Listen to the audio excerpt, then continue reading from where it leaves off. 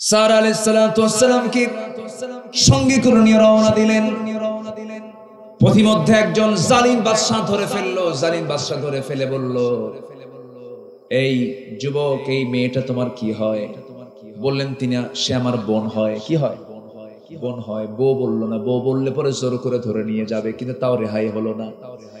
নিজের বউকে তিনি বোন বলে ফেললেন। হ্যাঁ, ইন্নামাল মুমিনুনা ইখওয়া, কোন সমস্যা নাই, বলা জায়েজ আছে, কিন্তু বোন বলে তো লাভ হলো না। তাকে ধরে নিয়ে চলে গেল।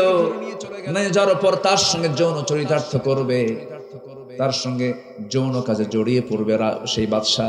কিন্তু তার গায়ে হাত দিতে নেই, তার হাত পা অবশ হয়ে যায়, তাকে স্পর্শ করতে পারে না, কারণ নবীর স্ত্রী। আল্লাহ পাক তার শরীরটাকে অবশ বানায় দিলেন, প্যারালাইজ রোগীর মতো হয়ে যায়, তার কাছে যেতেই পারে না। একাধিকবার চেষ্টা করো, যখন সারার কাছে জালিম বাদশা যখন যেতে পারলো না, সেই জালিম বাদশা এবার করলো কি, ওই মহিলাকে ডাক দিয়ে বলছে, ওই সারা এদিকে আসো, আমার দরবার আর একজন মহিলা আছে, তার নাম হলো হাজেরা, আমি তার কাছে যেতে পারি না। সেম তোমার মতো কন্ডিশন, আমি তাকে তোমার সঙ্গে দিয়ে দিলাম। আল্লাহু আকবার বলেন। সারা নিয়ে গেলেন, আরেকজনকে নিয়ে গিয়ে বললেন, আমার স্বামী এই যে নিয়ে আসছে হাজেরা। কি জানেন না? জানেন না আপনারা? এগুলো জানেন না? এই যে হাজেরা আমাদের জাতির পিতা ইসমাইল আলাইহিস সালাতু ওয়াস সালাম প্রথম মায়ের সন্তান না দ্বিতীয় মায়ের সন্তান? বলেন বলেন বলেন বলেন বলেন বলেন, কোন মায়ের সন্তান? দ্বিতীয় মায়ের সন্তান। আপনি এগুলোকে অস্বীকার করবেন? সেই হাজেরার দাম কত? হাজিরা হজ করতে যায়, সাফা মারওয়ার মাঝে যে সাই করে, সাফা মারওয়ার মাঝে যে দৌড়াদৌড়ি করে, সাফা মারওয়ার মাঝে যে এই যে হাজিরা যে দৌড়াদৌড়িটা করে, চলাফেরা করে, সাই করে, এই যে রমল করে সাই করে, এটা সবকিছু হলো হাজেরার স্মৃতি বিজড়িত সেই ইতিহাসগুলো। সন্তানের দুধ, সন্তানের পানি ছটফট করছেন, সন্তানকে পানি পান করাতে পারছেন না, সাফা মারওয়ার মাঝে তিনি 7 বার সাই করলেন। হাজিরা আজকেই সেই কাজটাই করে আসে। ইসমাইল আলাইহিস সালাতু ওয়াস সালামের সেই স্মৃতি বিজড়িত সমস্ত কাজগুলো আজকে কিয়ামত পর্যন্ত মুসলমানরা সেই বাস্তবতাকে দেখবে। সেই ইসমাইল প্রথম মায়ের সন্তান না দ্বিতীয় মায়ের সন্তান? দ্বিতীয় মায়ের সন্তান। আমি এই কথাগুলো কথা প্রসঙ্গে চলে আসলো। জিনার কাছে যাওয়া যাবে না, আকাম কুকাম করা যাবে না, কুফুরির দিকে যাওয়া যাবে না, ইখলাস নিয়ে থাকতে হবে। দুনিয়ার অবৈধ লালসার দিকে যাওয়া যাবে না। ইখলাস, একনিষ্ঠতা বজায় রাখার উপায় হলো 10টা। 1 নাম্বার আজকে বললাম। এখন নাম্বার 2 আসি। নিজের সমর্থ নিয়ে গর্ব না করে আল্লাহর উপর পরিপূর্ণ নির্ভরশীল হতে হবে। নিজের সমর্থের উপরে গর্ব কর, আমি রাষ্ট্রপতি হয়েছে, আমাকে আটকায় কে, আমাকে ধরে কে, ধর, সব বাইরে ফাঁসি দিয়ে শেষ কর। আজকে তুমি কই? কি ঠিক কিনা বলেন? আজকে তুমি কোথায়? নিজের ব্যক্তি প্রতিশোধ নিয়েছে, সে ব্যক্তি প্রতিশোধ নিয়েছে। চট্টগ্রামের এক নেতা ছিল, বাবাও বড় একজন নেতা ছিল, সাকা চৌধুরী, নাম শুনছেন তো? এই লোকটাকে পরিকল্পিতভাবে নাটক করে তাকে শেষ করে দেওয়া হয়েছে। কাদের মোল্লা, আব্দুল কাদের মোল্লা, তাকে যে এভিডেন্স, যে ইস্যুকে সামনে রেখে তাকে ফাঁসিতে ঝুলানো হয়েছে, বিগত 400 বছরের ইতিহাসে, বাংলার ইতিহাসে এমন ঘৃণ্য ইতিহাস কেউ রচনা করেনি। এটিএম আজহারুল ইসলাম এখনো জেলখানায় পড়ে আছে। ষড়যন্ত্র কিন্তু আছে এখনো। তিনি কেন? যেখানে বিচারালয়ের বিচারপতি নাই, দেশের প্রধানমন্ত্রী নাই, দেশের কেউ নাই, অথচ তিনি এখনো জেলখানায় কেন? অবিলম্বে তার মুক্তির ফয়সালা করা দরকার। সম্মানিত ভাইয়েরা, সম্মানিত বন্ধুগণ, গর্ব করা যাবে না, নিজের সামর্থ্য নিয়ে গর্ব করা যাবে না। সকল গর্ব করার একমাত্র অধিকার কার? আসতে বলবেন না, কার অধিকার? আল্লাহর গর্ব করার অধিকার। আল্লাহ গর্ব করবেন, আল্লাহ ফখর করবেন, আল্লাহ অহংকার দেখাবেন। তার অহংকার করার যোগ্যতা আছে না নাই? আমি আপনি কি অহংকার দেখাবো? বলেন, অহংকার করার মতো কিছু আছে? আমার জন্ম সবাইকে নির্গত 1 ফোঁটা পানি থেকে। আমার অহংকার কিসের? আমার অহংকার আছে? আমার অহংকার কিসের? চেহারার বড়াই করে অনেক যুবক আছে, সুন্দর চেহারার কি নিয়ে গর্ব করে অহংকার করে। আমি একখান দেখো সুন্দর চেহারাওয়ালা মানুষ, টসটসে একটু সাদা, লালটে চেহারা, ডাহুক চোখ, প্রশস্ত কপাল, কালো কালো কেশ, ফিগার ভালো, একটু ভালো সুন্দর বডি। কিন্তু সেই বডি দিয়ে যদি তুমি নামাজ না পড়তে পারো, সেই বডির কোনো দাম নাই। যে সুন্দর বডি ফজরের সময় উঠতে পারে না, সেই বডির কোনো দাম নাই। আবার সুন্দর বডি রাস্তায় যখন হাঁটে, সে বোঝা আমি একখান মাল যাচ্ছি, কি যাচ্ছি, মাল যাচ্ছি, বোঝাচ্ছে সে আমি বিশাল বড় কিছু করবো, দেখো অহংকার দেখে। কিন্তু তুমি কি জানো, আল্লাহ যদি একটু ডাইরেক্ট লাইন করে দেয়, নিচের দিকে যদি একটু ডাইরেক্ট মেরে দেয়, যদি শুধু দিনের ভিতরে যদি 7-8 বার 10 বার যদি একটু টয়লেট সারো, সব শেষ, সব কি শেষ। এই জন্য গর্ব করা যাবে না, সম্পদের গর্ব করা যাবে না, দেহের গর্ব করা যাবে না, ক্ষমতার গর্ব করা যাবে না। এই সমস্ত দাম্ভিকতা যার মধ্যে কাজ করবে, আল্লাহ রাব্বুল আলামিন বলেন সে ব্যক্তি কখনো মুখলেস হতে পারবে না। আল্লাহ রাব্বুল আলামিন বলছেন ওয়া আলাল্লাহি ফাতাওয়াক্কালু ইন কুনতুম মুমিনিন ওয়া মান ইয়াতাওয়াক্কাল আলাল্লাহ ফাহুয়া হাসবুহ। জোরে বলুন আল্লাহু আকবার। নাম্বার 3 হলো ইবাদতে বিনম্রতা অবলম্বন করতে হবে। এই নামাজের মধ্যে বিনম্র হতে হবে, বিনয়ী হতে হবে। নামাজ যখন পড়বো ভাববো আমার সামনে কে আছেন, আসতে বলবেন না কে আছেন, বলে আমার আল্লাহ আমার সামনে আছেন। নামাজটা এত সুন্দর করে পড়বো কান্নাকা তারা হয়ে, যেন তুমি তোমার আল্লাহকে দেখতে পাচ্ছ। আমার নবী যখন নামাজ পড়তেন, নামাজের মধ্যে অজরে ঝাড়ায় কাঁদতেন তিনি, চোখের পানি ফেলে ফেলে যায় নামাজ ভিজে যেত। আমার নবীজির নামাজটা এত গভীর ছিল, এত লম্বা ছিল, এমন রাত চলে গেছে, গোটা রাত তিনি নামাজ পড়েছেন, মাত্র 2 রাকাত নামাজ শেষ হয়েছে। সাইয়েদনা উসমান জিন্নুরাইন নামাজ পড়েছেন এক রাতে 8 পারা 9 পারা কোরআন শেষ করে দিয়েছেন নামাজের ভিতরে। এত লম্বা লম্বা নামাজ তারা পড়েছেন, সেজদায় পড়ে তারা মজা নিয়েছেন, তৃপ্তি নিয়েছেন। সেজদায় পড়ে চোখের পানি ফেলে ফেলে কেঁদেছেন। যখন ইশারা পেয়েছেন আল্লাহ বুঝে মাফ করেছেন, তখন তারা সেজদা থেকে মাথা তুলে নিয়েছেন। এমন করে গভীরভাবে কেঁদেছেন, আল্লাহর সঙ্গে তারা সম্পর্ক গড়েছেন। কোন এক রাতের আধারে আমার নবীজি সেজদায় পড়ে পড়ে টুকরে টুকরে কাঁদতে কাঁদতে তিনি আওয়াজ বন্ধ হয়ে গেছে, নড়াচড়া বন্ধ হয়ে গেছে। আম্মা জান আয়েশা তার পাশে বসা ছিলেন। নবীজির ঘরটা ছিল এত ছোট, আমার নবীজির ঘরটা এত ছোট ছিল। আম্মা জান আয়েশা বলেন ছোট্ট ঘর ছিল। রাসূল যখন ঘরের মধ্যে ঢুকতেন, তার মাথাটা ছাদের সঙ্গে ঠেকে যেত। যখন তিনি ঘুমাতে যেতেন, মাথা ঠেকতো এক দেওয়ালে, পা ঠেকতো আরেক দেওয়ালে। অন্য স্ত্রীর ঘরের সামনে কোনো দরজা ছিল না, সালার চট ছিল। শুধু আমার নবীজি আমার ঘরের সামনে একটা কাঠের দরজা ছিল। রাসূল আমার ঘরে যখন ঢুকতেন কাঠের দরজা ছিল। বিশ্ব নবীর একদিন রাতের ইবাদতে আম্মা জান আয়েশা বলেন, আমার নবীজি রাতের বেলা তিনি নামাজ পড়তেছিলেন, ঘন্টা পার হয়ে যায়, রাসূল সেজদা থেকে মাথা উঠান না। আমার নবীজিকে নড়াচড়া দেখতে না পেরে আম্মা জান আয়েশা করলেন কি, তার হাত দিয়ে চিমটি কাটলেন। রাসূল নড়ে উঠলেন, সালাম শেষ করে ফেলেন। নামাজ শেষ করার পরে বলছেন, আয়েশা আমাকে চিমটি কাটলে কেন? তিনি বলছেন, ইয়া রাসূলুল্লাহ আপনি এত কাঁদেন কেন? আমি আশঙ্কায় ছিলাম আপনি মারা গেলেন কিনা। রাসূল বলছেন, আয়েশা রে তুমি কি জানো কিয়ামতের দিন আল্লাহ যদি আমাকে পাকড়াও করে ফেলেন, আমিও নাজাত পাওয়ার কোনো সুযোগ পাবো না। লাইয়ান জুহাদুম মিনকুম তোমাদের কেউ নাজাত পাবে না। তবে হ্যাঁ, আল্লাহ যদি কাউকে রহমত দিয়ে বেষ্টন করে ফেলেন, আল্লাহ আমাকে রহমত দিয়ে বেষ্টন করবেন, আল্লাহ তাকে মাফ করে দিবেন। আমরা কি আল্লাহর সামনে বিচারে মুখোমুখি হয়ে কি বিচারে কি রায় পাবো না রহমত নিয়ে পাবো? বলেন, রহমত পেতে হবে, বরকত নিতে হবে। আল্লাহ তাআলার রহমত ছাড়া বান্দা মাফ পাবে না। এই জন্য আমরা বিনয়ী হয়ে আমরা চাইবো কার কাছে? আসতে বলবো না, চাইবো কার কাছে? আল্লাহর কাছে। নামাজটা কন্টিনিউ করবো, আমরা 5 ওয়াক্ত নামাজ পড়বো। আমার নবীজি দুনিয়া থেকে বিদায় যখন নেবেন, তার বিদায় সালাম, বিদায় শেষ কথা ছিল হলো নামাজ। পরিবারের সঙ্গে কথা বলেছেন, অন্য কোনো কথা তিনি বলেন নাই। সবার সঙ্গে কথা বলেছেন, অন্য কোনো শব্দ তিনি মুখে আনেন নাই। যখন তিনি দুনিয়া থেকে বিদায় নেবেন, আম্মা জান আয়েশা বলেন, রাসূল আমার ঘরকে পছন্দ করলেন। এখন আমার নবী শুয়ে আছেন আম্মা জান আয়েশার ঘরে। কার ঘরে? আম্মা জান আয়েশার ঘরে তিনি শুয়ে আছেন। কিন্তু যে জায়গায় তিনি মারা গেছেন সেই জায়গাটাই হয়ে গেছে মাকবারা, কবর হয়ে গেছে। আমার নবী যে দুনিয়া থেকে বিদায় নেবেন, রাসূল বলছেন, আয়েশা রে আমি বুঝি দুনিয়া থেকে বিদায় নিয়ে নেব। এমন সময় রাসূল উঠতে পারেন না, বেহুশ হয়ে তিনি পড়ে আছেন। প্রচন্ড কষ্ট হচ্ছিল। নবীজির দেহের ভিতরে বিষ প্রয়োগ করেছিল মুশরিকরা, ইহুদিরা বিষ প্রয়োগ করেছিল খাবারের ভিতরে।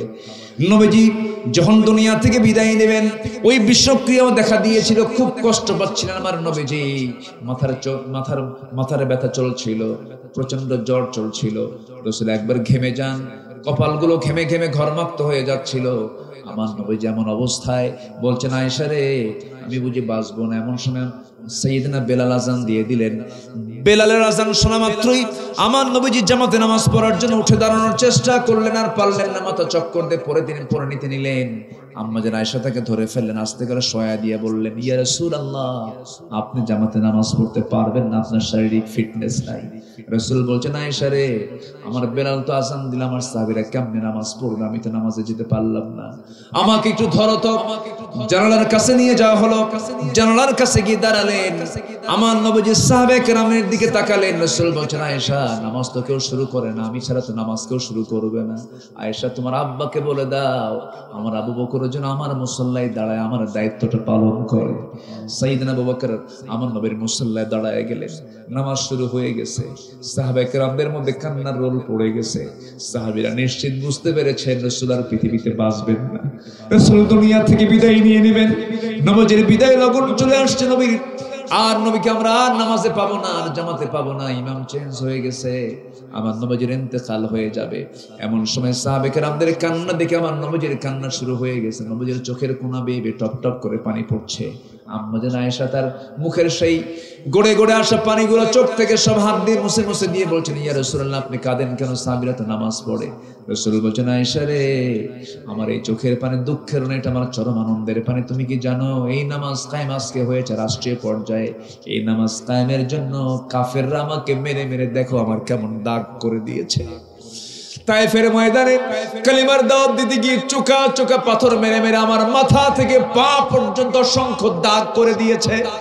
এই নামাজ কায়েমের জন্য উহুদের ময়দানে আমার এই দুটো দাঁত ভেঙে আমার দাঁত ভেঙে দিয়েছে। দেখো আমার কথা বলতে জড়তা হয়, আমার দুটো দাঁত ভেঙে দিয়েছে। ও আমার আয়েশা রে এই নামাজ কায়েমের সংগ্রাম করতে গিয়া খন্দকের প্রান্তরে কোদাল মারতে মারতে আমার কোমরটা কুঁজো হয়ে গেছে, কোমর সোজা করতে পারি না আয়েশা।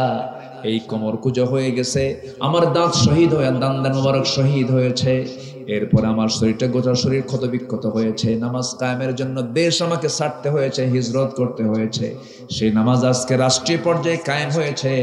এই চরমানন্দই আমার চোখ থেকে পানি বের করতে আমাকে বাধ্য করেছে। আমি এই জন্য কান্দি, এটা আমার আনন্দের চোখের পানি।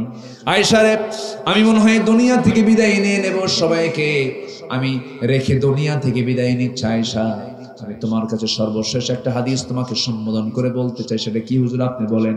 আমার উম্মতকে জানায় দিন, আমার উম্মতরা যেন অন্তত 5টা ওয়াক্ত নামাজ না ছেড়ে দেয়।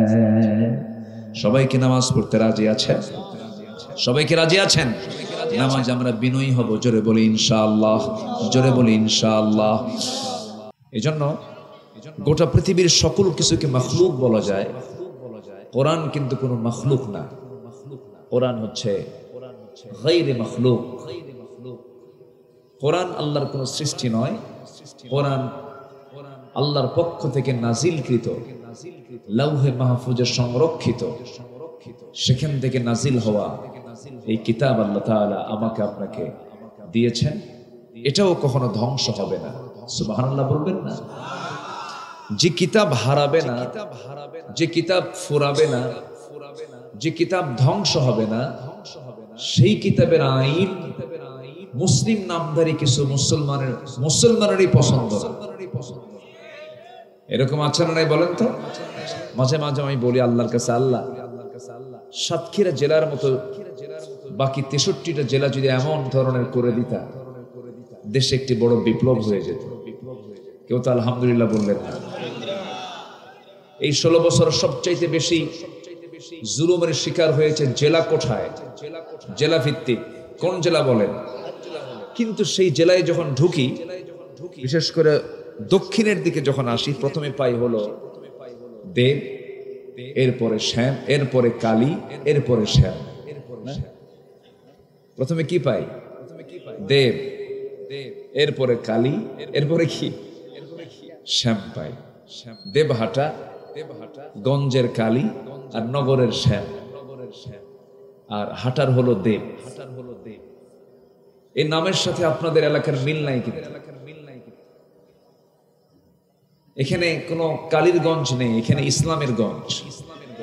বলি আলহামদুলিল্লাহ, জোরে বলি আলহামদুলিল্লাহ। সম্মানিত ভাইয়েরা, বন্ধ কি হলো? হবে কি বন্ধ? মনে হয় হবে না, না?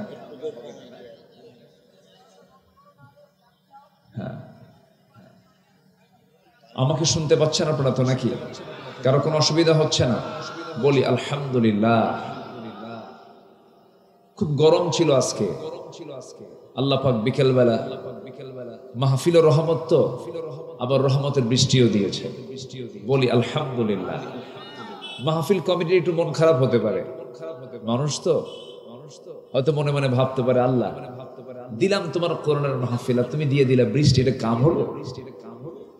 এরকম অনেকে চিন্তা করতে পারেন। আল্লাহ তো শুধু একদিকের চিন্তা করেন না, আল্লাহ সিদ্ধান্ত নেন একদিকের না সব দিকে, একদিকের না সব দিকে, সব দিকে। তার সংসার তো গোটা দুনিয়া জুড়ে। তিনি কি শুধু মানুষের রব? না, মানুষের রব যদি হতেন তাহলে আসতো আলহামদুলিল্লাহি রাব্বিন নাস। যদি তিনি শুধু মুসলমানদের রব হতেন তাহলে আসতো আলহামদুলিল্লাহি রাব্বিল মুসলিমিন। আমার আল্লাহ রব্বুন নাস না, শুধু রব্বুল আলামিন, রব্বুল মুসলিমিন না, রব্বুল মুমিনিন না, তিনি হচ্ছেন রব্বুল আলামিন। যেরকম সুবহানাল্লাহ। তিনি কাফেরকে খাওয়ান, তিনি মুশরিককে খাওয়ান, তিনি ফাসিককে খাওয়ান, তিনি জালিমকে খাওয়ান। কত বড় ধৈর্য চিন্তা করেন। মাঝে মাঝে চিন্তা করে আমার আল্লাহর ধৈর্য কি। তার জমিনে থেকে তার নিয়ামত ভোগ করে তার নাজিল হওয়া কিতাবের আইনের বিরুদ্ধে কথা বলে। আমার আল্লাহর ধৈর্য কত, মহা ধৈর্যশীল। যেরকম সুবহানাল্লাহ। সেই কালামে হাকিম থেকে কিছু কথা আমি বলতে চাচ্ছি। আমাকে সময় দেওয়া যাবে তো? আমি কথাটা বলতাম না যদি আমাকে 9টায় উঠায় দিতেন, তাহলে আর সময় আপনি এমনি দিতেন। আমি এখন সময় চেয়ে নিচ্ছি কেন জানেন? এমন একটা সময় আমাদেরকে উঠানো হয় ম্যাক্সিমাম, যে সময় মানুষের যাওয়ার সময় হয়। মাহফিলের মূল সৌন্দর্য হচ্ছে টাইম সিলেকশন করতে হয়। না, শ্যামনগরের লোক রাত যত হয় ভালো, ঠিক আছে, কিন্তু ঘুম তো আর মিস হয় না। ঘুম থাকে না। এলাকার লোক কি দিনে ঘুমায় নাকি? দিনে ঘুমান আপনারা? তাহলে ঘুম তো রাতেই হয়। এই জন্য আমার রাসূলকে প্রশ্ন করা হলো, আইয়ুল ইসলামি খাইর, ইসলামের সবচেয়ে শ্রেষ্ঠ কাজগুলো কি? আমার রাসূল 1 নাম্বার বলেন আস-সালাতু আলা ওয়াক্তিহা। শুধু যদি বলতেন আস-সালাত ঠিক ছিল। আস-সালাতু আলা ওয়াক্তিহা, নামাজ হবে অসময় মতো না সময় মতো? সময় মতো। আচ্ছা, যে লোকটা খাবার এলোমেলো করে, বলুন তো সে কি সুস্থ না অসুস্থ? বলেন বলেন বলেন। সুস্থ জীবনের জন্য সকল কিছু হতে হবে সময় মতো না অসময় মতো? সময় মতো। নামাজটা হতে হবে অসময় না সময় মতো? রোজা আছেন আপনি, সন্ধ্যা ইফতারের সময় হয়ে গেছে, তো ভাবলেন সওয়াব একটু বেশি কামাই করার জন্য মাগরিবের সময় না খাই ইফতারের এসার সময় ইফতার করি, হবে কাম? হবে না। তাহলে রোজাটাও হতে হবে কি মতো? সময় মতো। মাহফিলটা হওয়া উচিত কোন মতো? সময় মতো। এটা খেয়াল রাখতে হয়।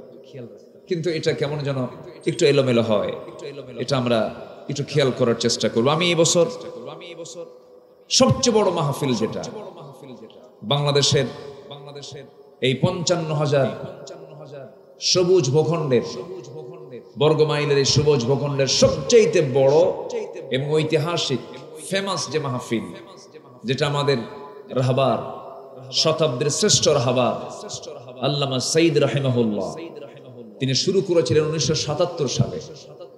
ওনার শেষ বয়ান হয়েছে 2006 সালে। এরপর থেকে 2024 সাল পর্যন্ত ফেরেশতারা মাহফিল বন্ধ রেখেছিল। কারা? ফেরেশতারা। 18 বছর মাহফিল হতে দেয়নি। এবছর আবার নতুন করে মাহফিল শুরু হয়েছে। আমাদের অগ্রজ আল্লামা সাইদ রাহিমাহুল্লাহর সিস্টেম ছিল তিনি মাগরিবের পর পর আলোচনা উঠে যেতেন। উনি 7:30টায় বয়ান শুরু করতেন, 9:30টায় মাহফিল শেষ, আজান হতো, এশার নামাজ পড়ে সব বিদায়। চট্টগ্রামের প্যারেড ময়দানের মাহফিলের এটা ছিল চিত্র। তো এটা একটা আদর্শ টাইম। ওই সময় কি হয়, কাস্টিং পাওয়ার, ধারণ ক্ষমতা সবকিছু ঠিক থাকে। গভীর আলোচনাগুলো খুব গভীরে নেওয়া যায়, সুন্দর করে রিসিভ করা যায়। ঘুম ধরলে তো ঘুম ধরা জাতির সামনে কথা বলা মানে কি জানেন, পাগলির সাথে ঘর সংসার করা। কিসের সাথে? পাগলির সাথে ঘর সংসার করা। যাই হোক, আমি একটু অতিরিক্ত বলে ফেললাম। এটা মিডিয়ায় যাবে তো, এই কথাগুলো যাওয়া দরকার, তাহলে কমিটিরা একটু সচেতন থাকবে, তারা একটু খেয়াল রাখবে। সম্মানিত ভাইয়ের, আসুন আমরা আলোচনার দিকে যাচ্ছি। তাহলে কোরআন এটা কি আসমানের নিচের কিতাব না আসমানের উপরের কিতাব? বলেন, নিচের না উপরের? উপরের কিতাব। তাহলে এটা সবার নিচে থাকবে না সবার উপরে থাকবে? আমার দেশে কোথায় আছে কোরআন? কি উপরে আছে? রাষ্ট্রে আছে? পার্লামেন্টে আছে? কোরআনটাকে মূল জায়গায় রাখতে হবে। কোরআনকে আপনার শুধু নামাজে রাখলেই চলবে না, কোরআনকে শুধু ধর্মীয় অনুষ্ঠানের মধ্যেই সীমাবদ্ধ রাখলে হবে না। কোরআনটাকে নামাজে রাখতে হবে, কোরআনটাকে জিকিরে রাখতে হবে। যেমন এটাও ঠিক আছে, স্টাডির জন্য মাদ্রাসায় রাখতে হবে, সব জায়গায় রাখতে হবে, ভালো কথা। কিন্তু কোরআনের আইন, কোরআনের বিধানকে, এটাকে বাস্তব রূপে দেখার জন্য এটাকে অবশ্যই প্রত্যেকটা আদালতেও রাখা দরকার। ঠিক কিনা? লাগবে না, বন্ধ করো। আদালতেও রাখা দরকার। আদালতে কি কোরআন আছে? আসতে বলবেন না, আছে। আদালতে কোরআন রাখতে হবে, এই কথা বললেই তো আমরা মৌলবাদী হয়ে যাই। এখন আপাতত মৌলবাদী বলে আর গালি দেয় না কেউ। এই 8-9 মাস যাবত একটু আমরা আরামে আছি। কেউ আর আমাদের মৌলবাদী বলে গালি দিচ্ছে না, জঙ্গি বলে গালি দিচ্ছে না। জঙ্গি বলে এই গালির জিকির করতে হচ্ছে এই খুলনা অঞ্চলের, খুলনা বিভাগের এক বিশেষ একজন পরিচিত মুখ, কুষ্টিয়া ভেড়ামারা তার বাড়ি, আল্লামা হাসানুল হক ইবন। কি বুঝতেছেন কি আপনারা? এ খুব বলতো, কিছু হলেই বলতো জঙ্গি।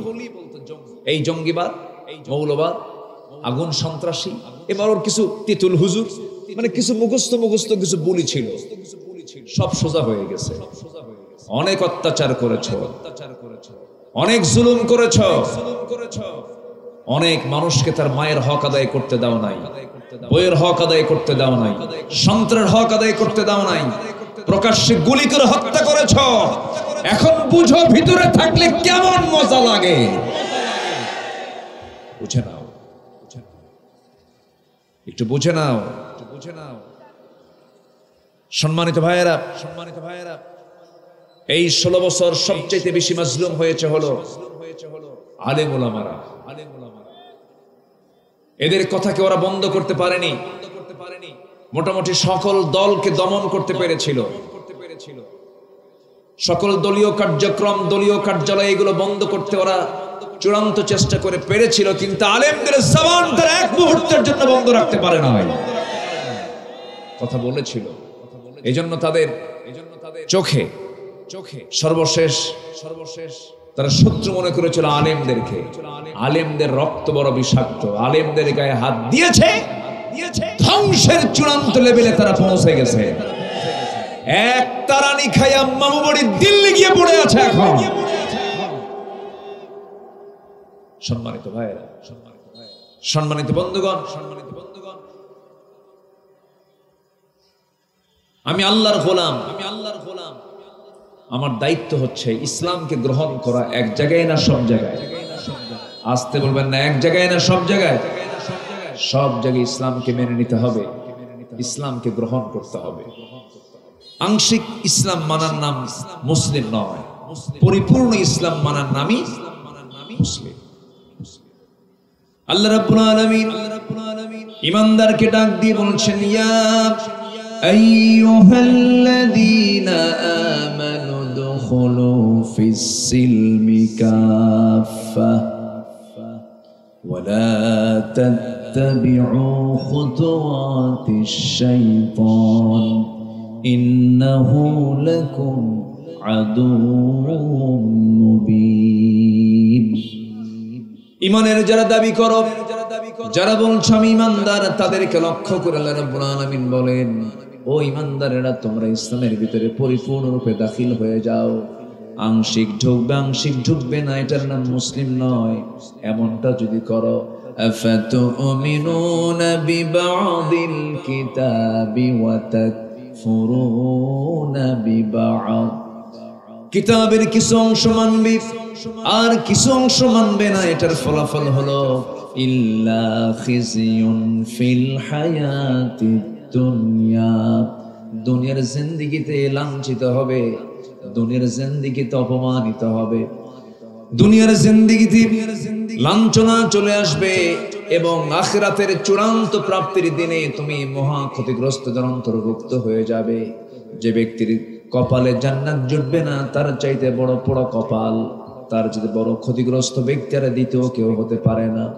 এই জন্য কোরআনটাকে, আল্লাহর দিনকে মানার জন্য ব্যক্তিগত জীবনে মানলাম, রাজনৈতিক জীবনে মানলাম না, সামাজিক জীবনে মানলাম না, নামাজে মানলাম। আমার নবীজির আদর্শকে শুধুমাত্র ব্যক্তি জীবনে লালন করলাম, রাজনৈতিক জীবনে লালন করলাম না, রাষ্ট্রীয় জীবনে লালন করলাম না। এটা নবীর উম্মত নয়, এটা হচ্ছে ভণ্ডামি, এটা হলো প্রতারণা। কি ঠিক কিনা? এটা ভণ্ডামি, এটা প্রতারণা। ইসলামকে মানতে হবে আমার মতো করে না আল্লাহর মতো করে? বলেন, ইসলামকে মানতে হবে আমার মতো করে না ইসলামের মতো করে? ইসলাম যা বলেছে সেই রকম করে আমাকে ইসলাম মানতে হবে। এক জায়গায় না সব জায়গায়? আসতে বলবেন না, এক জায়গায় না সব জায়গায়? সব জায়গায়। সম্মানিত ভাইয়েরা, সম্মানিত বন্ধুগণ, আমি যেখান থেকে তেলাওয়াত করেছি সেই জায়গার দিকে একটু ফিরে যাচ্ছি। যে প্রবলেমটা আমাদের জাতীয় প্রবলেম, এই প্রবলেমটাই শুরুতে ভূমিকায় কিছু বলে রাখলাম। ইসলাম মানার শর্ত হলো আংশিক মানা না কমপ্লিট মানা, পুরোপুরি মানা। এটা হচ্ছে ইসলাম মানার শর্ত। এটা মাথায় রাখতে হবে। আমার দেশে ধরেন যতগুলো দল আছে, আমার দেশে দলের তো শেষ নাই, অনেক দল। আবার আল্লাহর দলও আছে। আল্লাহর দলের নাম কি বলেন? বলেন, আল্লাহর দলের নাম কি? ইন্নাদ-দীনা ইনদাল্লাহিল, জোরে বলেন, আল্লাহর দলের নাম কি? ইসলাম। জোরে বলেন, তার নাম কি? ইসলাম। আল্লাহর দলের নাম এটা। আমার দেশে ধরুন শতাধিক দল আছে, এর মধ্যে জনপ্রিয় চারটা দল ধরেন, প্রথম কাতারের 1, 2, 3, 4 চারটা দল আপনি টেনে নিয়ে আসেন। এই চারটি দলের ভিতরে সব দলই কি ইসলামী দল? আসতে বলে ইসলামী দল।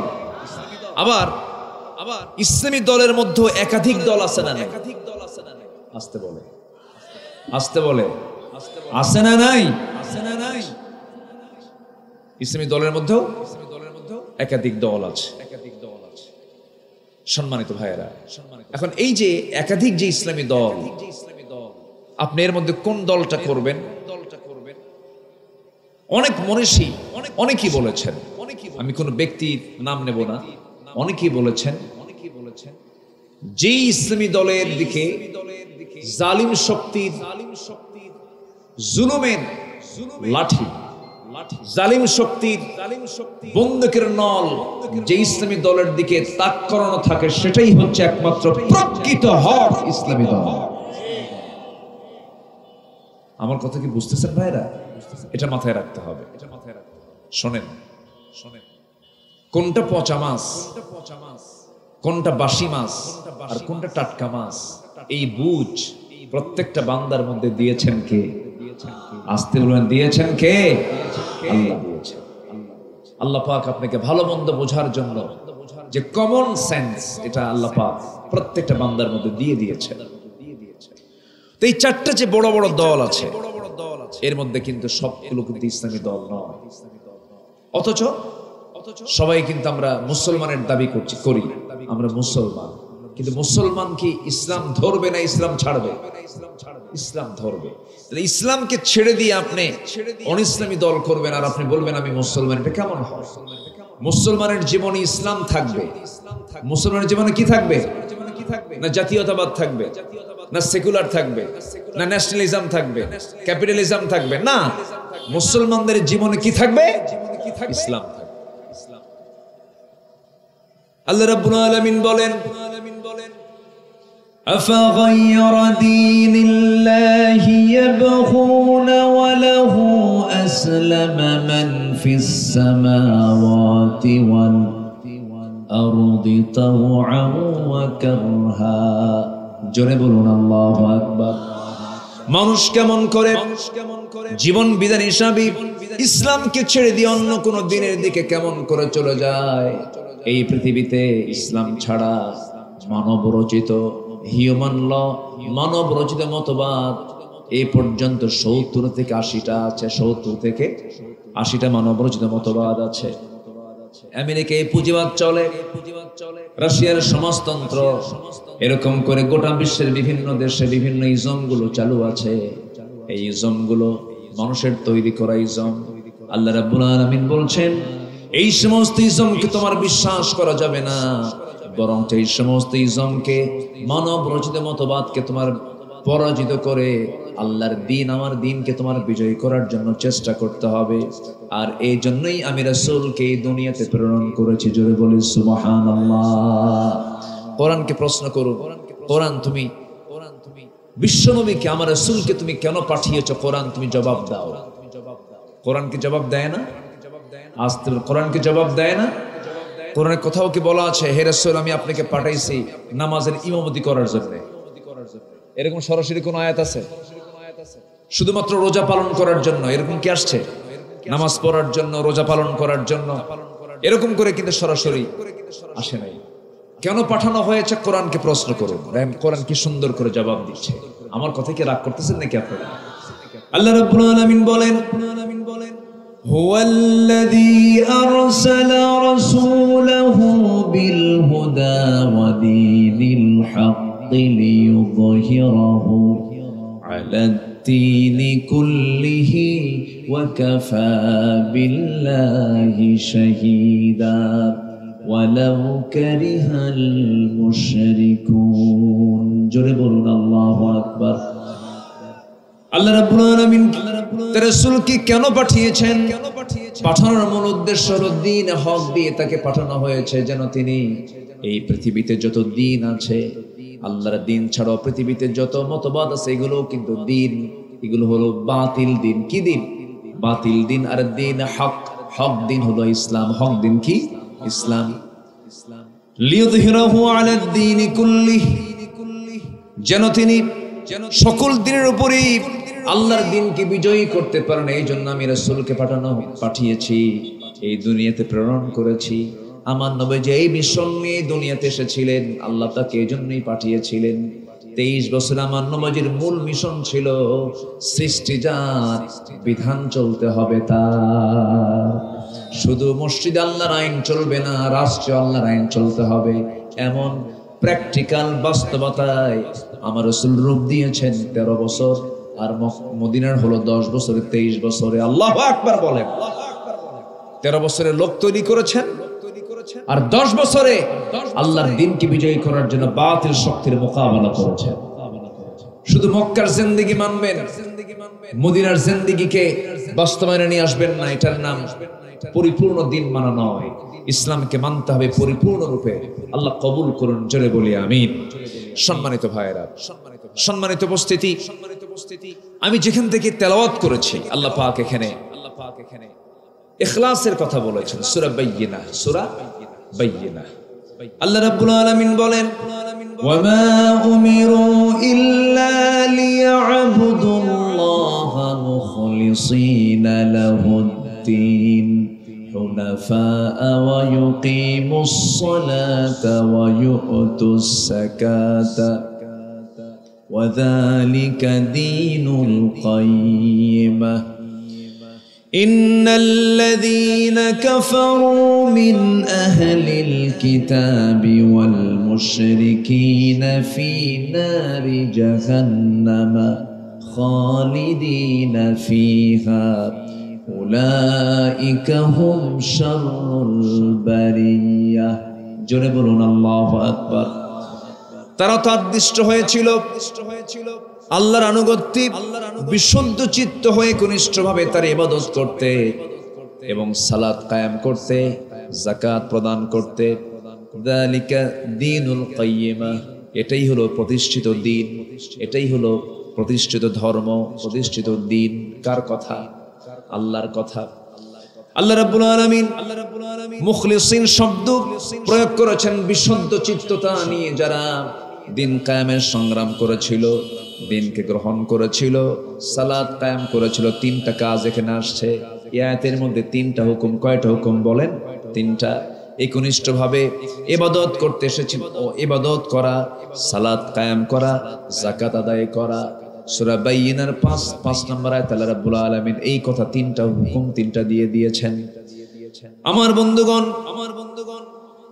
ইবাদতের মধ্যে ইখলাস, একনিষ্ঠতা বজায় রাখার জন্য আমার আপনার ভিতরে কিছু গুণ থাকা দরকার। যে গুণগুলো আমার ভিতরে উপস্থিত থাকলে পরে আমার মধ্যে ইখলাস চলে আসবে, একনিষ্ঠতা চলে আসবে। নিয়তের বিশুদ্ধতা না হলে পরে আমার কোন ইবাদত আল্লাহর দরবারে মঞ্জুর হবে না। আল্লাহ রাব্বুল আলামিন কিয়ামতের দিন বহু লোককে আমরা যারা দুনিয়াতে ভেবেছিলাম বড় আলেম, বড় বুজুর্গ, সেই দিন আল্লাহর কাছে গিয়ে ধরা খেয়ে বসে থাকবে, জাহান্নামে চলে যাবে শুধুমাত্র ইখলাসের অভাবে, বিশুদ্ধতার অভাবে। এই জন্য বুখারী শরীফের 1 নম্বর হাদিস আমরা সবাই জানি, ইন্নামাল আমালু। এই হাদিসটা আমরা জানি না? আমি কি দোয়া করে দেব নাকি? এই যে দুই একটা লোক যে ওঠে, একটু বসেন, বন্ধ হলেই না ওটা, না একটু বন্ধ করা যেত না? খুব কষ্ট পাচ্ছি আমি, খুব। আমার তো মনে হয় বন্ধ করা যেত মনে হয়। অথবা দেখেন তো এই সাইডে কোন একটা প্রোটেকশন দেওয়া যায় কিনা, কোন একটা কাট দিয়ে, কোন একটা কিছু দিয়ে সাউন্ডটাকে ডাইভার্ট করে দেওয়া যায় কিনা। আমার দিকে তাকান ভাইজান, এই যে কোথায় যাচ্ছেন? বসেন, একটু বসেন, আমাকে একটু সময় দেন। আমি অতিথি, তো আমি মেহমান হয়ে এসেছি, আমাকে সময় দেবেন না আপনারা? একটু কাইন্ডলি একটু বসেন। জাস্ট আমি আমার নির্দিষ্ট যে সাবজেক্ট, এই সাবজেক্ট আমি শেষ করতে পারলেই আমি দোয়ার দিকে চলে যাব। এবং শেষে গিয়ে আমরা দোয়া করব তাদের জন্য যাদের পাশে আজকে বিশ্বের মানবতা কেউ এগিয়ে আসে নাই। জাতিসংঘ চুপচাপ, ওআইসি নামক একটা ইসলামী মুসলিম দেশের একটা সংগঠন আছে, OIC, organisation of Islamic conference, এটার নাম দিয়েছে আমি ওআইসি। মানে কি ওআইসি?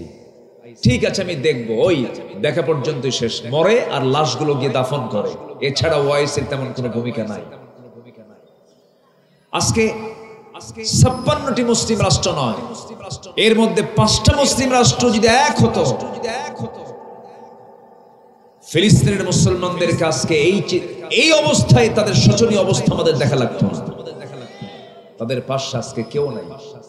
সাইয়েদনা ওমর ফারুক বলেন, ও আমার ভাইয়েরা, পাহাড়ের উপরে তোমরা কিছু খাবার ছিটিয়ে দাও, কিছু দানা ছিটিয়ে দাও, উড়ন্ত পাখিগুলো যেন না খেয়ে থেকে কিয়ামতের দিন আমি ওমর আমার বিরুদ্ধে যেন আমার আল্লাহর সামনে যেন কোনো অভিযোগ না দেয়।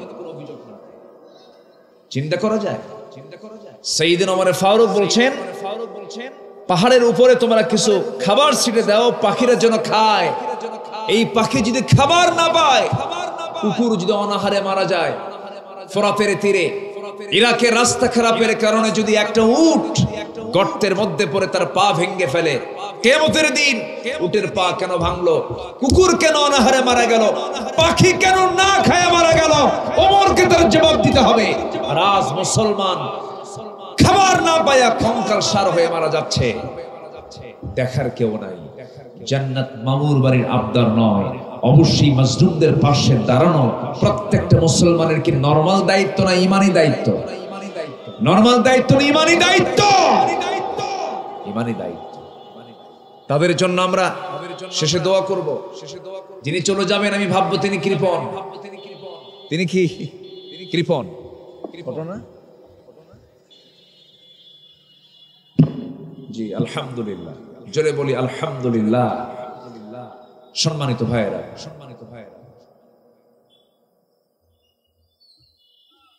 একটু জোরে সরে কোন আলহামদুলিল্লাহ।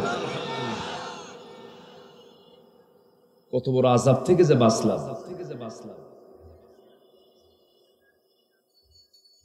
হায় হায় হায়, আমার কান শেষ। দেখেন তো কি একটা নীরব না, নীরব পরিবেশ। দুই আওয়াজে কি ওয়াজ হয় না আওয়াজ হয়? দুই শব্দে ওয়াজ হয় না আওয়াজ হয়?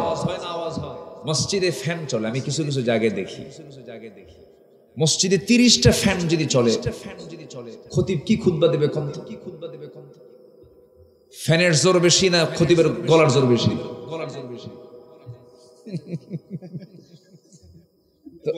হ্যাঁ বাস আলহামদুলিল্লাহ, আমি এখন সারা রাত পারবো।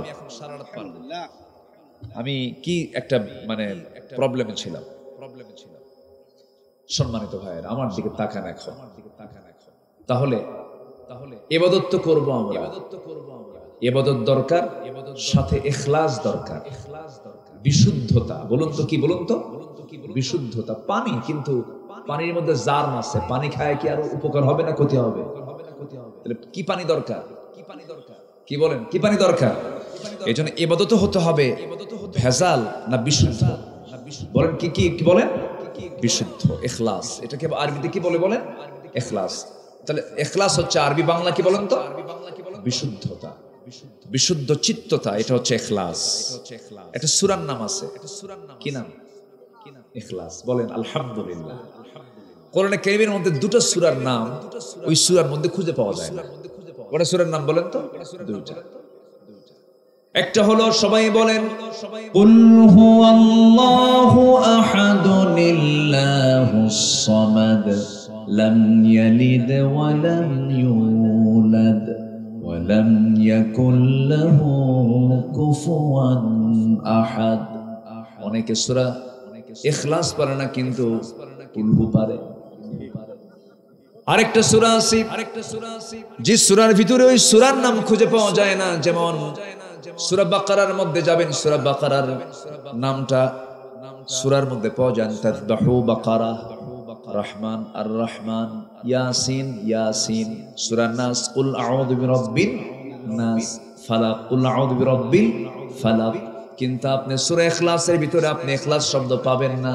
আরেকটা সূরা হলো আলহামদুলিল্লাহি রাব্বিল আলামিন। এই সূরার নাম কি বলেন? ফাতিহা। অনেকে ফাতিহা পারে না, কিন্তু আলহামদু পারে। কি পারে?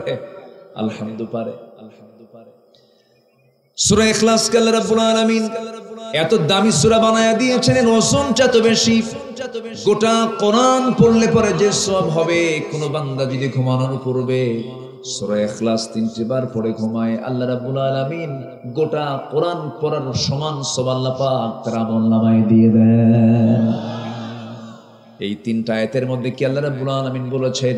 এই 3টা আয়াতের মধ্যে সম্পূর্ণ পরিচয় পাওয়া যায় কার? আসতে বলবেন না কার? দেখেন না কিছু কিছু বইয়ের শেষে লেখা থাকে সংক্ষিপ্ত পরিচিতি, লেখা থাকে না, লেখকের সংক্ষিপ্ত পরিচিতি। তো এই কোরআনের যিনি অথার, এই কোরআন যিনি রচনা করেছেন, তার সংক্ষিপ্ত পরিচিতি কোন সূরা? বলেন বলেন, কুলহু না ইখলাস? সূরা ইখলাসটা আমরা পড়বো, জোরে বলি ইনশাআল্লাহ। এক সাহাবী প্রত্যেক রাকাতেই সূরা ইখলাস পড়তেন, ইমাম। তো মুসল্লিরা সব গিয়ে রাসূলকে ধরছে, হুজুর এই ইমাম তো চলবে না, কারণ খালি কুলহু কয়। কি কয়? খালি ইখলাস বলে। আমার নবীজি বলে ফেললেন, সাহাবী তোমার নামে রিপোর্ট আসছে, তুমি নাকি শুধু ইখলাস দিয়ে নামাজ পড়ো। তিনি কেঁদে ফেলে বলছেন, ইয়া রাসূলুল্লাহ, নামাজে যখন দাঁড়াই তখন আমার কাছে সবচেয়ে উত্তম সূরা মনে হয় সূরা ইখলাস, এজন্য আমি ঘন ঘন পড়ি।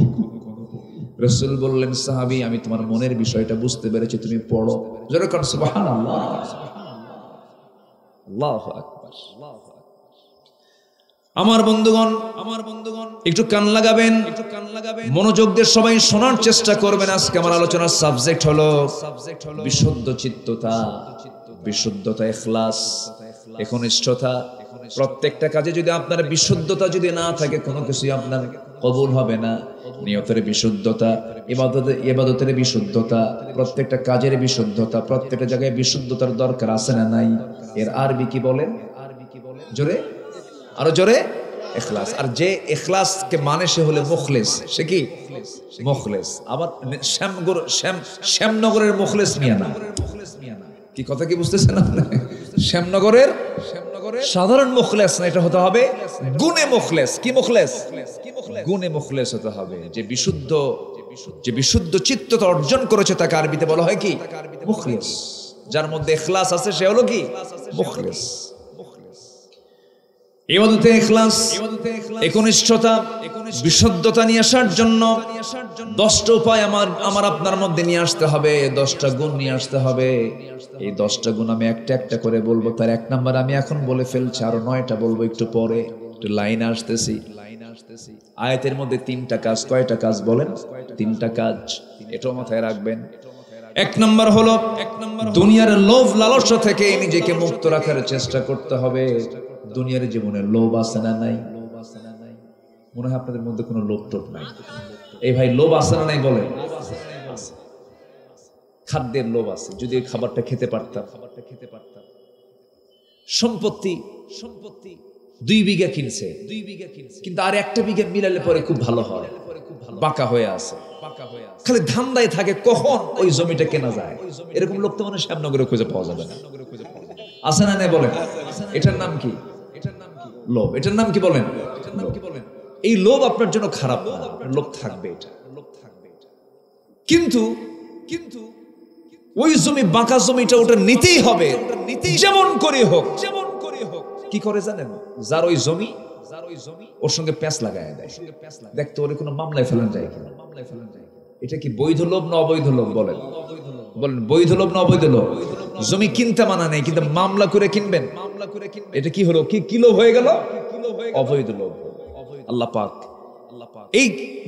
এই বদগুণ যার মধ্যে আছে সে মুখলেস নয়। তার ইবাদত কবুল হবে না, তার কোনো কিছু গ্রহণযোগ্য হবে না। নারীর দিকে টান কোন পুরুষের নাই বলেন? সব তো আমরা ফেরেশতা হয়ে বসে আছি, কেউ কোনো কিছু বলতেছেন না। নারীর প্রতি টান কোন পুরুষের কি বাদ আছে বলেন? আজ থেকে কোন পুরুষের কি বাদ আছে? মানুষ বুড়া হয়ে যায়, বুড়ার কি চোখ বুড়া হয়? আজ থেকে বুড়ার কি চোখ বুড়া হয়?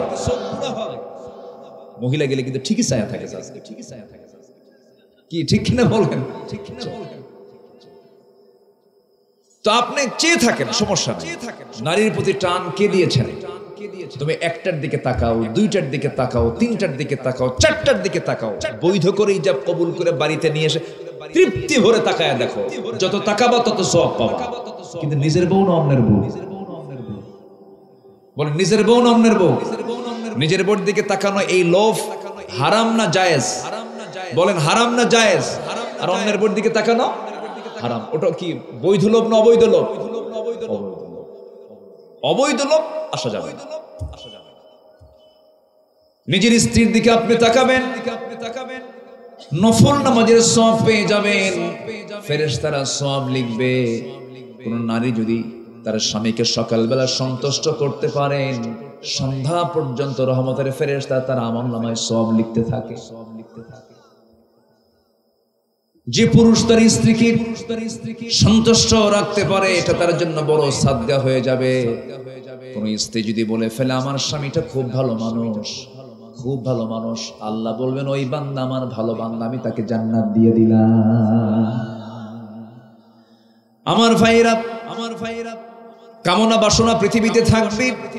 আল্লাহ রাব্বুল আলামিন নিজেই বলছেন যুয়িনা লিন-নাসি হুব্বুশ শাহাওয়াতি মিনান নিসাই ওয়াল বানিনা ওয়াল কানাতিরিল মুকানতারা মিনাল যাহাবি ওয়াল ফিদ্দাতি ওয়াল খাইলিল মুসাওয়ামা ওয়াল আন'আমি ওয়াল হারথ যালিকা মাতাউল হায়াতুদ দুনিয়া ওয়াল্লাহু ইনদাহু হুসনুল মাআব। জোরে বলুন আল্লাহু আকবার।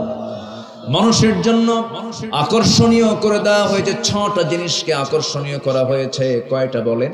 6টা। এটা কার কথা? আসতে বলবেন না, কার কথা? মিনাশ শাহাওয়াতি মিনান নিসা। 1 নম্বর নারী, পুরুষের জন্য নারী, নারীর জন্য পুরুষ। জুলাইখা মজনুর জন্য পাগল নাকি? জুলাইখা ইউসুফের জন্য পাগল, কিন্তু ইউসুফ কার জন্য পাগল? আসলে কার জন্য পাগল বলেন?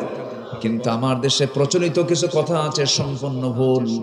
ইউসুফ এবং জুলাইখা তাদের উভয়ের প্রেম ছিল, ভুল কথা। যে বন্ধু ইউসুফ হইয়া আমি জুলেখারে থুইয়া কেমন করে ছুটতে যায়, আমেরিকা বসে আছে। ঠিক কিনা বলেন? বসে আছে কিনা বলেন? কত বড় একটা মিথ্যা অপবাদ চাপিয়ে দিয়েছে এই গানের ভিতরে। এদের ফাঁসি হওয়া দরকার, ফাঁসি হওয়া দরকার।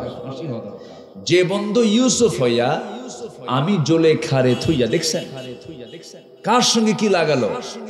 যে বন্ধু ইউসুফ হইয়া আমি জুলেখারে থুইয়া কেমন করে ছুটতে যায়, ফাইটটা যায়। যেরকম নাউজুবিল্লাহ, যেরকম নাউজুবিল্লাহ।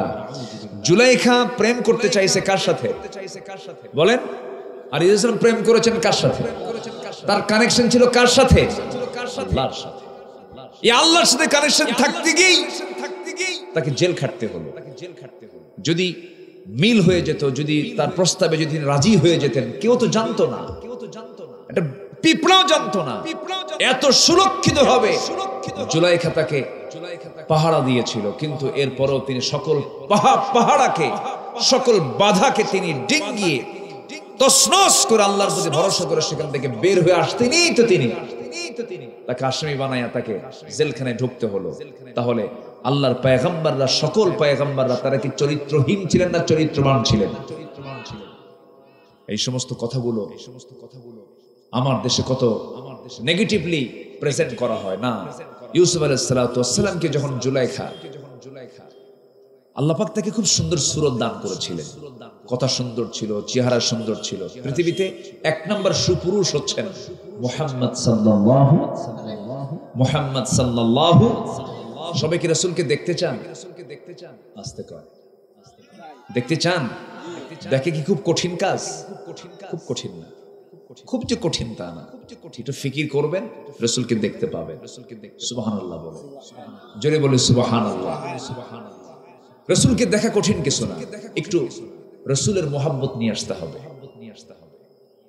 নবীর মোহাব্বতটা জারি করতে হবে ভিতরে, ইখলাস নিয়ে আসতে হবে। দরুদ শরীফটা বেশি করে পড়তে হবে। রাসূলকে কেন আপনি পাবেন না দেখতে? কেন পাবেন না? রাতের বেলা যুবকরা যখন ঘুমায় কত কি দেখে। কোন রাজার মেয়েকে বিয়ে কইরা ঘুরতেছে, ঘুম থেকে উঠে দেখে যে কিচ্ছু নাই। কি আছে কিনা বলেন? হ্যাঁ, কিন্তু আপনি কি জানেন, আপনি যদি রাসূলকে স্বপ্নে দেখেন, আপনি 100% রাসূলকে আপনি স্বপ্নে দেখবেন, শয়তান রাসূলের সুরত ধারণ করতে পারে না। জোরে বলি সুবহানাল্লাহ। সবাই কি রাসূলকে স্বপ্নে দেখতে চাই? কবরে জবাব দিতে চাই, হাসরে দেখা করতে চাই, জান্নাতে দেখা করতে চাই। সবাই কি রাজি আছেন? দল করতে হবে নবীর, দল করতে হবে নবীর না অন্যের? বলেন বলেন বলেন বলেন বলেন। দাড়িওয়ালা নেতা না দাড়ি ছাড়া নেতা? নামাজি নেতা না বেনামাজি নেতা? কোরআনওয়ালা নেতা না কোরআন ছাড়া নেতা? ইসলামী নেতা না অনিসলামী নেতা? মাথায় রাখতে হবে। কষ্ট দিয়ে কথা বলছি মনে হয়, কষ্ট পাচ্ছেন না তো? ভাইরে, দিন শেষে কিন্তু আপনি একা, কেউ নাই আপনার সাথে। দিন শেষে আপনি যতই হাম্বে তাম্বে করেন, যতই নেতার কথা বলেন, যতই দলের কথা বলেন, দিন শেষে আপনার কেউ নাই। দিন শেষে আপনার সাথে কে আছে? এই জন্য সবার আগে কার কথা শুনবো আমরা? আল্লাহর কথা।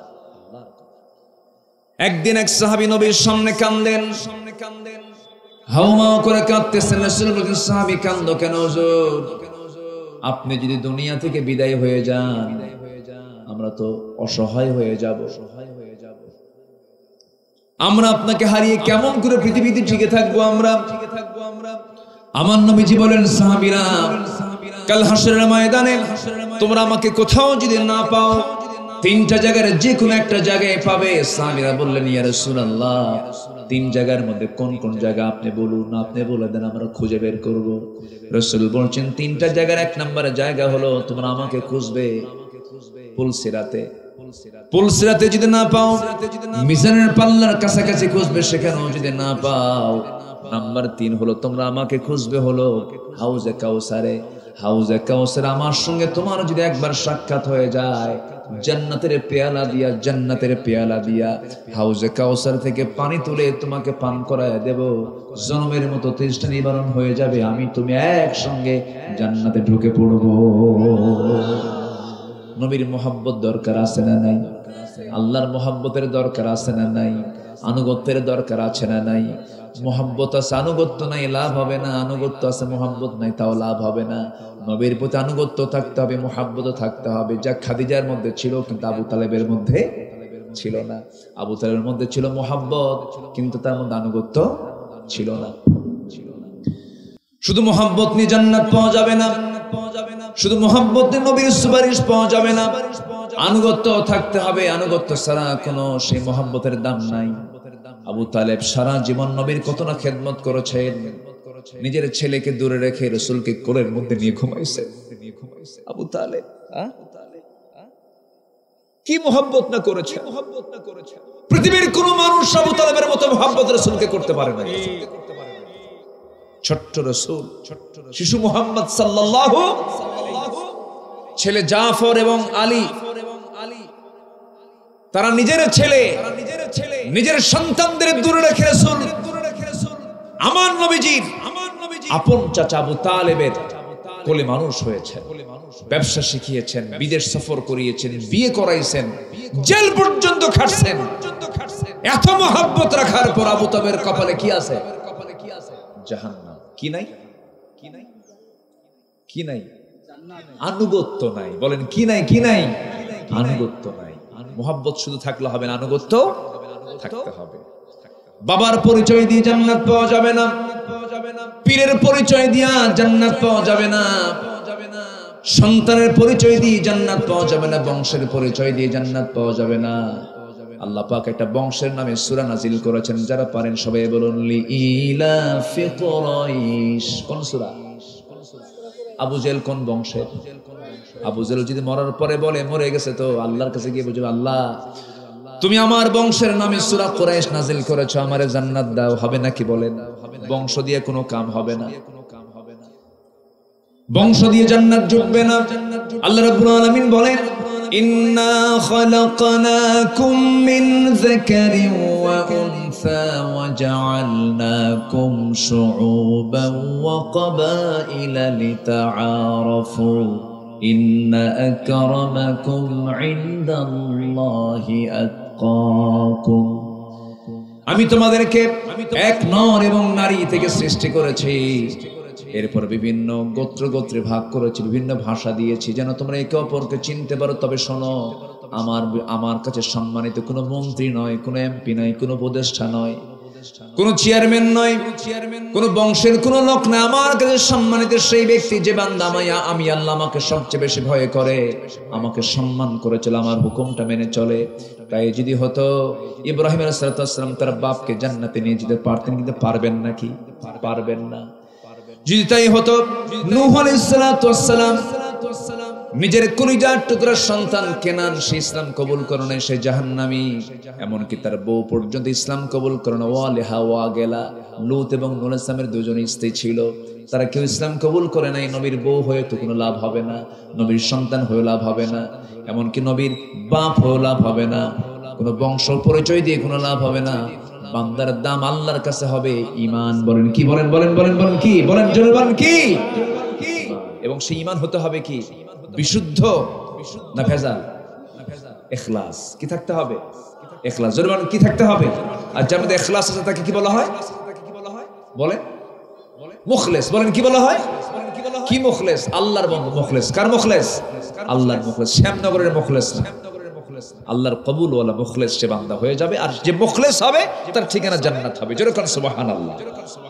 وما أمروا إلا ليعبدوا الله مخلصين له الدين حنفاء ويقيموا الصلاة ويؤتوا الزكاة وذلك دين القيمة আমার বন্ধুগণ সেই ইখলাস একনিষ্ঠতা বজায় রাখার জন্য 10টা উপায় আছে। নাম্বার 1 হলো দুনিয়ার সকল লোভ লালসা থেকে নিজেকে মুক্ত রাখতে হবে। লোভ থাকবে, নারীর লোভ। আল্লাহ রাব্বুল আলামিন বলেছেন 6টা জিনিসকে আকর্ষণীয় করা হয়েছে। 1 নাম্বার হলো নারী। 1 নাম্বার কি বলেন? নারী। যুইনা লিন-নাসি হুব্বুশ শাহাওয়াতি মিনান নিসা ওয়াল বানিন, সন্তান সন্ততি। পৃথিবীতে একটাই মহব্বত আছে, মা যখন সন্তানের বিপদ দেখে তখন মা বলে ফেলে, আল্লাহ আমার মরণ দাও, আমার সন্তানকে জীবিত রাখো। এই টান কে দিয়েছেন? আসতে বলবেন না, কে দিয়েছেন? আল্লাহ দিয়েছেন। ওয়াল কানাতিরিল মুকান্তরা, পঞ্জীবিত স্বর্ণরৌপ্য।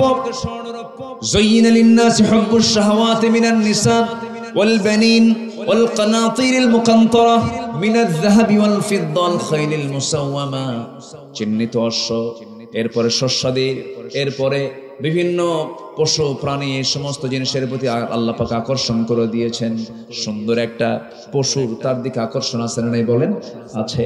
আল্লাহ বলছেন এগুলো সব দুনিয়ার উপকরণ। ও বান্দা, সবচেয়ে উত্তম প্রত্যাবর্তন স্থল হলো আমার কাছে ফিরে আসা। তুই আমার কাছে আসবি, তুই কি জানিস আমি তোকে এমন জান্নাত দিয়ে দেব, সর্বনিম্ন জান্নাত হবে 10টা পৃথিবীর মতো একটা জান্নাত। জোরে কোন সুবহানাল্লাহ। জান্নাতের অফার গুলো গ্রহণ করো। যুবকরা বেশি করে জান্নাতের অফার গুলো দেখো। জান্নাতে কি আল্লাহ পাক দিয়ে দিবেন। দুনিয়ার চরিত্রহীনা নারীর পিছনে তোমরা ছুটতে যেও না, দুনিয়ার কোন জেনার দিকে তোমরা ছুটতে যেও না।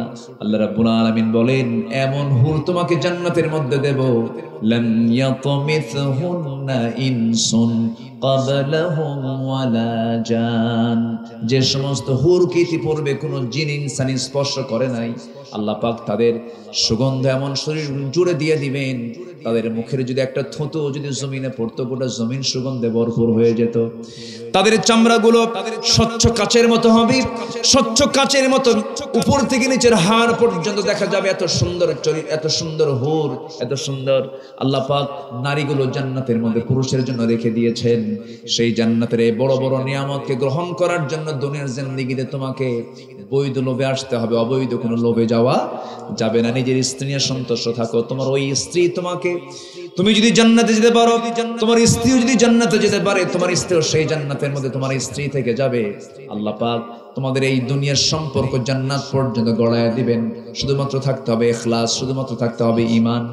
আমার বন্ধুগণ, আমার ভাইয়েরা, আল্লাহ রাব্বুল আলামিন জান্নাতের মধ্যে প্রথম খাবার খাওয়াবেন হলো ফল দিয়ে খাওয়া শুরু করে দিবেন। ওয়াফাকিহাতুম মিম্মা ইয়াতাখায়্যারুন ওয়া লাহমি তায়রিন মিম্মা ইয়াশতাহুন। আল্লাহ পাক জান্নাতের মধ্যে ফল দিয়ে শুরু করবেন, গোশত খাওয়াবেন, মাছের কলিজা খাওয়াবেন। জান্নাতের খাবারগুলো এমন খাবার হবে যে খাবারের কোনো পায়খানা হবে না, বাথরুমের চাপ দেবে না। অনেকদিন পর একটা করে ঢেকুস উঠবে, সব হজম হয়ে যাবে, সেখানে কোনো ঘুম থাকবে না। সুবহানাল্লাহ বলবেন না? জোরে বলুন না ভাই সুবহানাল্লাহ। এই সমস্ত কথাগুলো যখন আমাদের শুনে কাফের মুশরিকরা নাস্তিকরা যখন শুনে, তখন বলে হুজুর কি গালগপ্প করছে, কি মিথ্যা কথাগুলো বলছে, ভিত্তিহীন কথাগুলো বলছে, বেকুব। জান্নাতের মধ্যে কোনো পায়খানা নাই। তুই যখন তোর মার পেটের মধ্যে ছিলি 10 মাস কোথায় পায়খানা করছিস? কি আসতে কোন কেন? মার পেটের মধ্যে কোনো পায়খানা ছিল? ছিল পায়খানা? আল্লাহ রাখেন নাই? আল্লাহ যদি 10 মাস যদি মার পেটের মধ্যে যদি টয়লেট ছাড়া রাখতে পারেন, তিনি কি জান্নাতে রাখতে পারেন না? সেই জান্নাত কি সবাই পেতে রাজি আছেন? সবাই কি জান্নাত পেতে রাজি আছেন? তাহলে মুখলেস হওয়ার জন্য 10টা উপায়। 1 নাম্বার হলো দুনিয়ার অবৈধ কোনো লোভ লালসার দিকে যাওয়া যাবে না। ইউসুফ আলাইহিস সালাম তিনি কি গেছেন? কি ছিল না? ইউসুফ আলাইহিস সালামের দিকে আকৃষ্ট হওয়া যে নারীটা, এই জুলাইখা ছিল তৎকালীন দুনিয়ার সবচেয়ে সুন্দরী একজন নারী এবং বংশীয়া নারী এবং একজন রাজার স্ত্রী। তাফসীর আসছে যে স্বামী থাকার পরেও জুলাইখা কেন পর নারীর দিকে আসক্তিতে জড়ালেন? এর তাফসীর আসছে তার স্বামীটা ছিল খোজা। কি ছিল? খোজা ছিল। এটা একটা কারণ, মুফাসসিররা এটা উপস্থাপন করেছেন। ওই নারী কিন্তু ইউসুফ আলাইহিস সালামকে ওই কূপ থেকে তুলে আনছিলেন। সবাই তো জানেন ইতিহাস, নাকি কম বেশি জানেন তো সবাই? ইতিহাস তো একটাই, সূরা ইউসুফ পড়লে সবকিছু পাওয়া যায়। একমাত্র সূরা ইউসুফটার ভিতর আল্লাহ রাব্বুল আলামিন ধারাবাহিকভাবে একজন নবীর ইতিহাসটা সুন্দর করে উপস্থাপন করেছেন। জোরে কোন সুবহানাল্লাহ। সেই জুলাইখা তার দিকে আকৃষ্ট হয়ে পড়লেন। এমন কি এতটাই আকৃষ্ট হয়ে পড়লো যে পাগলের মতো হয়ে গেল। শেষ পর্যন্ত দোষটা চাপিয়ে দেওয়া হলো ইউসুফ আলাইহিস সালামের উপরে। জেল পর্যন্ত খাটছেন, কিন্তু কখনো ফিতনায় তিনি জড়ান নাই। আমরা যদি জান্নাত পেতে চাই, অবৈধ কোনো কামনা থেকে, অবৈধ কোনো কামনার দিকে আমাদের যাওয়া যাবে না।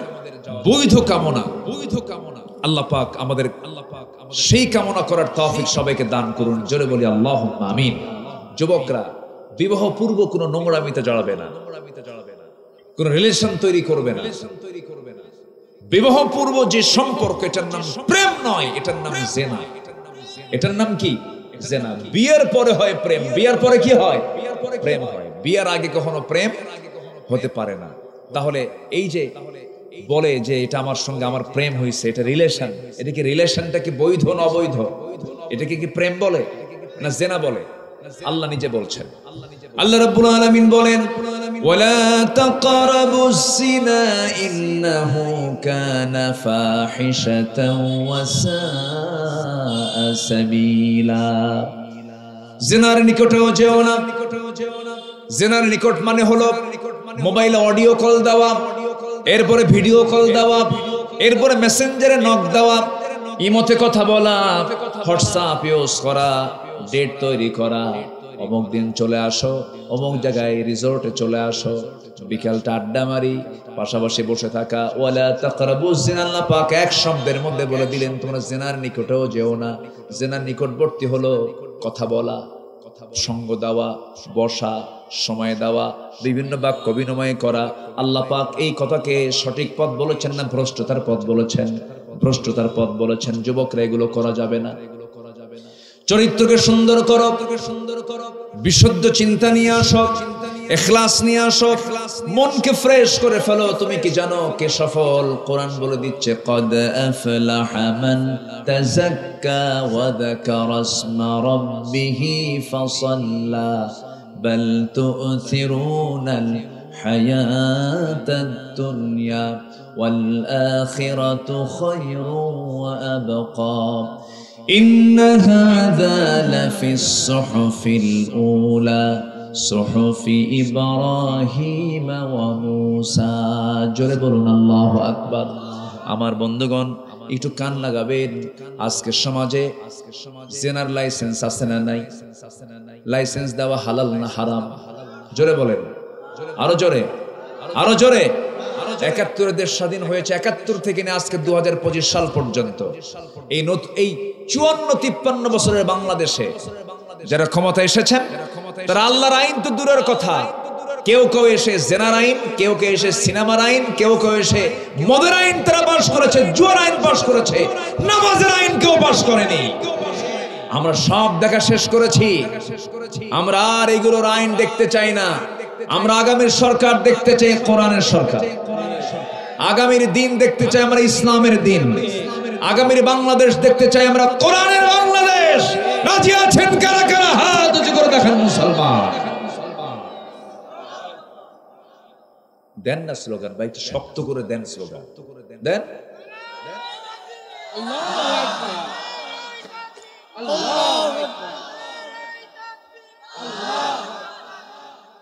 আল কোরআনের আলো, কোরআন হাদিস যেখানে, আমার নেতা তোমার নেতা। কিন্তু এখান থেকে বের হলি তো আরেক নেতা খুঁজে। সমস্যা তো এই জায়গায় কি? এখানে ঠিক আছে আমার নেতা তোমার নেতা, দূরে গেলেই আমি স্মরণ করছি 1000 বছরের কুতকুতানি চুলকানি খাউজানি। শেষ 6 আগস্টে সব মাথাগুলো ভেঙে চুরমার করে দিয়েছে। ডক্টর ইউনূসকে প্রশ্ন করা হলো, এ কি হলো? একটা ভাস্কর্য নয়, সব মাথা খায়া শেষ। এটার ব্যাপারে আপনার কমেন্ট কি, আপনার বক্তব্য কি, আপনার ব্রিফ কি? উনি বললেন, এই প্রশ্ন আমারে করো কেন?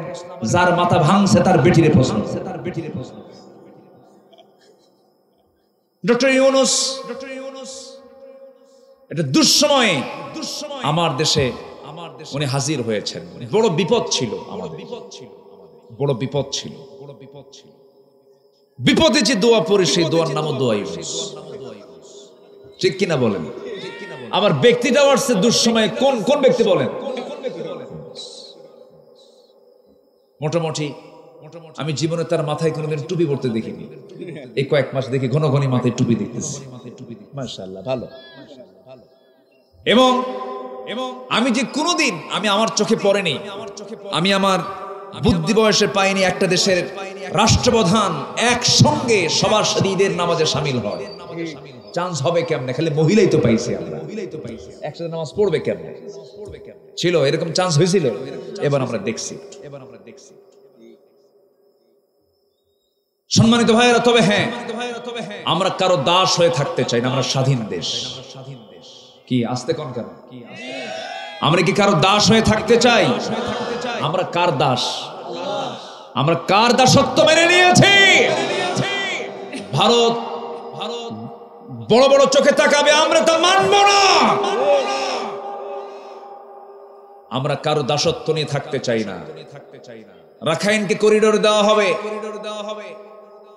আবার আমরা আমেরিকার দাস হয়ে থাকবো, তাও থাকতে চাই না। আমরা কাউকে পরোয়া করি না। আমরা পরোয়া করি কাকে?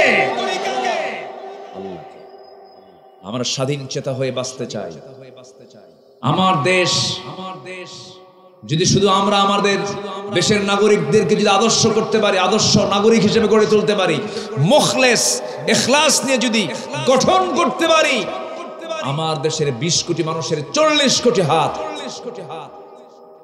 শত শত নদীর সমাহার এই বাংলার জমিন, সবুজ ভূখণ্ড, যার প্রতিটি ইঞ্চি মাটি হলো সোনার চেয়েও খাঁটি। যখন বসলাম মাহফিলে, সেই কি সুন্দর আম দিল, এত সুন্দর আমের স্বাদ পেলাম। এই মাটিতে আল্লাহ পাক দিয়ে দিয়েছেন। আমি কাতারে গিয়েছিলাম, বিশ্বের 1 নম্বর ধনী রাষ্ট্র কাতার। ওদের ক্ষমতাই নাই ওদের মাটিতে একটা আম গাছ হবে নাই। আম গাছ তো দূরে থাক, কোথাও কোনো গাছই নাই। এক জায়গায় দেখি গ্রিন সিটি, সব জায়গায় শুধু সবুজ সবুজ গাছ। এই মরুর ভিতরে আবার এখানে গাছ আসলো কেমন? বলে হুজুর, নিচের দিকে তাকায় দেখেন গাছের সব স্যালাইন দেওয়া। স্যালাইন বুঝলেন তো? পানির লাইন দেওয়া।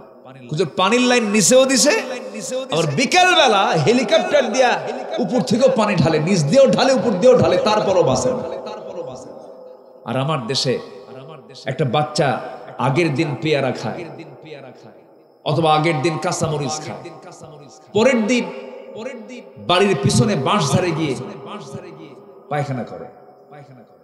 ওই পায়খানার মধ্যে আগের দিনের খাওয়া পেয়ারার যে বিচিটা, সেই বিচি বৃষ্টির পানিতে ধুয়ে ধুয়ে যখন ওটা ক্লিয়ার হয়, ওখান থেকে গাছ হয়।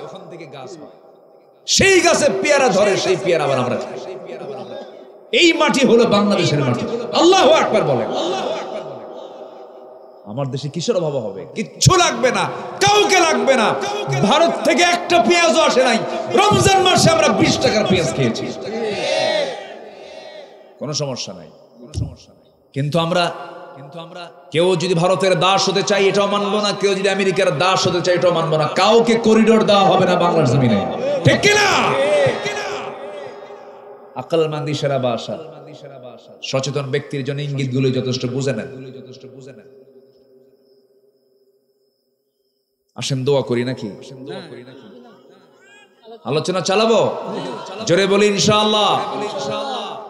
কেনুরু ওয়াস্ত কেবল শুরু। কেবল 1 পয়েন্ট বলেছি, মুখলেস হওয়ার জন্য 10টা উপায়। কয়টা উপায়? কোথাকার মুখলেস? কার মুখলেস? বান্দা না শ্যামনগরের মুখলেস? আল্লাহর মুখলেস। আল্লাহর মুখলেস হওয়ার জন্য 10টা উপায়। আমি আজকের আলোচনা এই জীবনেই প্রথম করতেছি। এই আলোচনা আমি কোন মাহফিলে, 26 বছরের কোন মাহফিলে আমি এই আলোচনা করি নাই। নতুন স্টাডি করে বসেছি। চেষ্টা করি স্টাডি করে, কিছু প্র্যাকটিস করে আলোচনায় ওঠে কিছু কথা বলার জন্য। কোরআন তো, কোরআন থেকে আপনাদের হক আছে না? আপনাদের হক যদি আমি আদায় না করি, আমাকে জিজ্ঞাসিত হতে হবে কার আদালতে? আল্লাহর আদালতে। ভাই কিচ্ছু লাগবে না, শুধু মুখলেস হব আমরা, ইখলাস নিয়ে যাব, অনায়াসে জান্নাতে চলে যাবো। চিন্তা করেন 99টা খুন করছে, কয়টা খুন করার পর এক আল্লাহর কাছে গিয়ে বলতেছে, ভাই 99টা মার্ডার করছে, আমার কি বাঁচার উপায় আছে? অসম্ভব ব্যাপার, শোনা মাত্র ওর গলায় মেরে দিছে আরেকটা। কয়টা হলো? সেঞ্চুরি। এখন আরেক বান্দার কাছে গিয়ে বলছে, ভাই আমি তো এতগুলো মার্ডার করছি, কি করা যায়? একদম সহিহ হাদিস, বুখারীর বর্ণনা এটা। সেই লোক বলতেছে, তোমার একটা উপায় আছে কি? তুমি এই জনপদে থাইকো না, অমক একটা জনপদ আছে, খুব ভালো জনপদ, সেখানে আল্লাহওয়ালাদের বসবাস, সেখানে গিয়ে থাকো। ওকুনু মা'আস সাদিকিন, ঠিক আছে না? সত্যবাদীদের অন্তর্ভুক্ত হয়ে যাও, ওখানে যাও, সাদিকদের সঙ্গে থাকবা, ভালো লোকের সঙ্গে থাকতে পারবা, যাও। তখন সে চোখের পানি ফেলে কান্দে, তওবা করে। কার কাছে? আল্লাহর কাছে। তওবা করে রওনা দিয়ে দেয়। মাঝপথে তার ইন্তেকাল হয়ে যায়, মালাকুল মউত চলে আসে। এমন সময় তার কাছে দুইটা ফেরেশতা আসে, একটা আযাবের ফেরেশতা আর একটা রহমতের ফেরেশতা আসে। দুই ফেরেশতার মধ্যে মতনৈক্য হয়, দুইজনের মধ্যে তর্ক বিতর্ক শুরু হয়ে যায়। শেষ পর্যন্ত বলা হলো, দেখো তো ওই বান্দাটা যে উদ্দেশ্যে বের হয়েছিল, গন্তব্য পর্যন্ত যেতে যে রাস্তা হয়, এই রাস্তার অধিক পরিমাণ অংশ সে আসছে না কম পরিমাণ অংশ আসছে। যখন বলা হলো অধিক পরিমাণ অংশ সে চলে আসছে, আল্লাহ বলেন, ওই বান্দাকে মাফ করে আমি আল্লাহ তাকে জান্নাতের ঘোষণা দিয়ে দিলাম। মাঝখানে চোখের পানি ফেলেছে, এটার নাম হলো ইখলাস। এটার নাম কি বলেন? ইখলাস। কষ্ট পাচ্ছেন মনে হয়? আলহামদুলিল্লাহ, ঠিক আছে বলবো, সবার জন্য দোয়া হবে, বলবো, সমস্যা নাই। জি, আপনারা খুব ভালো মানুষ, এত সুন্দর ধৈর্য নিয়ে এত রাতে বসে আছেন, আমি খুবই খুশি, আমি খুবই প্লিজড। মা বোনরা কি মাহফিল আসছে? মায়েরা আছে? পুরুষের চাইতে মায়েরা বেশি, আলহামদুলিল্লাহ। মায়েরা সংখ্যাও বেশি তো। আমার দেশে 40% পুরুষ আর 60% হচ্ছে মহিলা। এখন এই যে 20% মহিলা, এরা যাবে কই? এরা কি জাতীয় সম্পদ হবে? বলেন তো। 40-40 মিলল, একটা করে বউ, ঠিক আছে, আর বাকি 20% কই যাবে? এই যে বেকুব টিকুব কিছু কয় যে ইসলামে একাধিক বিবাহ কেন, এগুলো কি? রাসূল বিয়ে করছেন কেন? একাধিক বিবাহ কেন? এরকম করে রাসূলকে পর্যন্ত গালি দিয়েছে। রাসূল নাকি নারী পিপাসু ছিলেন। জোরে কোন নাউযুবিল্লাহ। রাসূল ছিলেন মডেল। আল্লাহু আকবার বলেন। বিয়ে একটা করা সহজ না দুইটা করা সহজ? একটা করা সহজ, দুইটা করা আস্তে কয়। সহজ মনে করতেছেন? সহজ না কঠিন? রাসূল কোনটা করেছেন? বলেন কোনটা করেছেন? কঠিনটা করেছেন।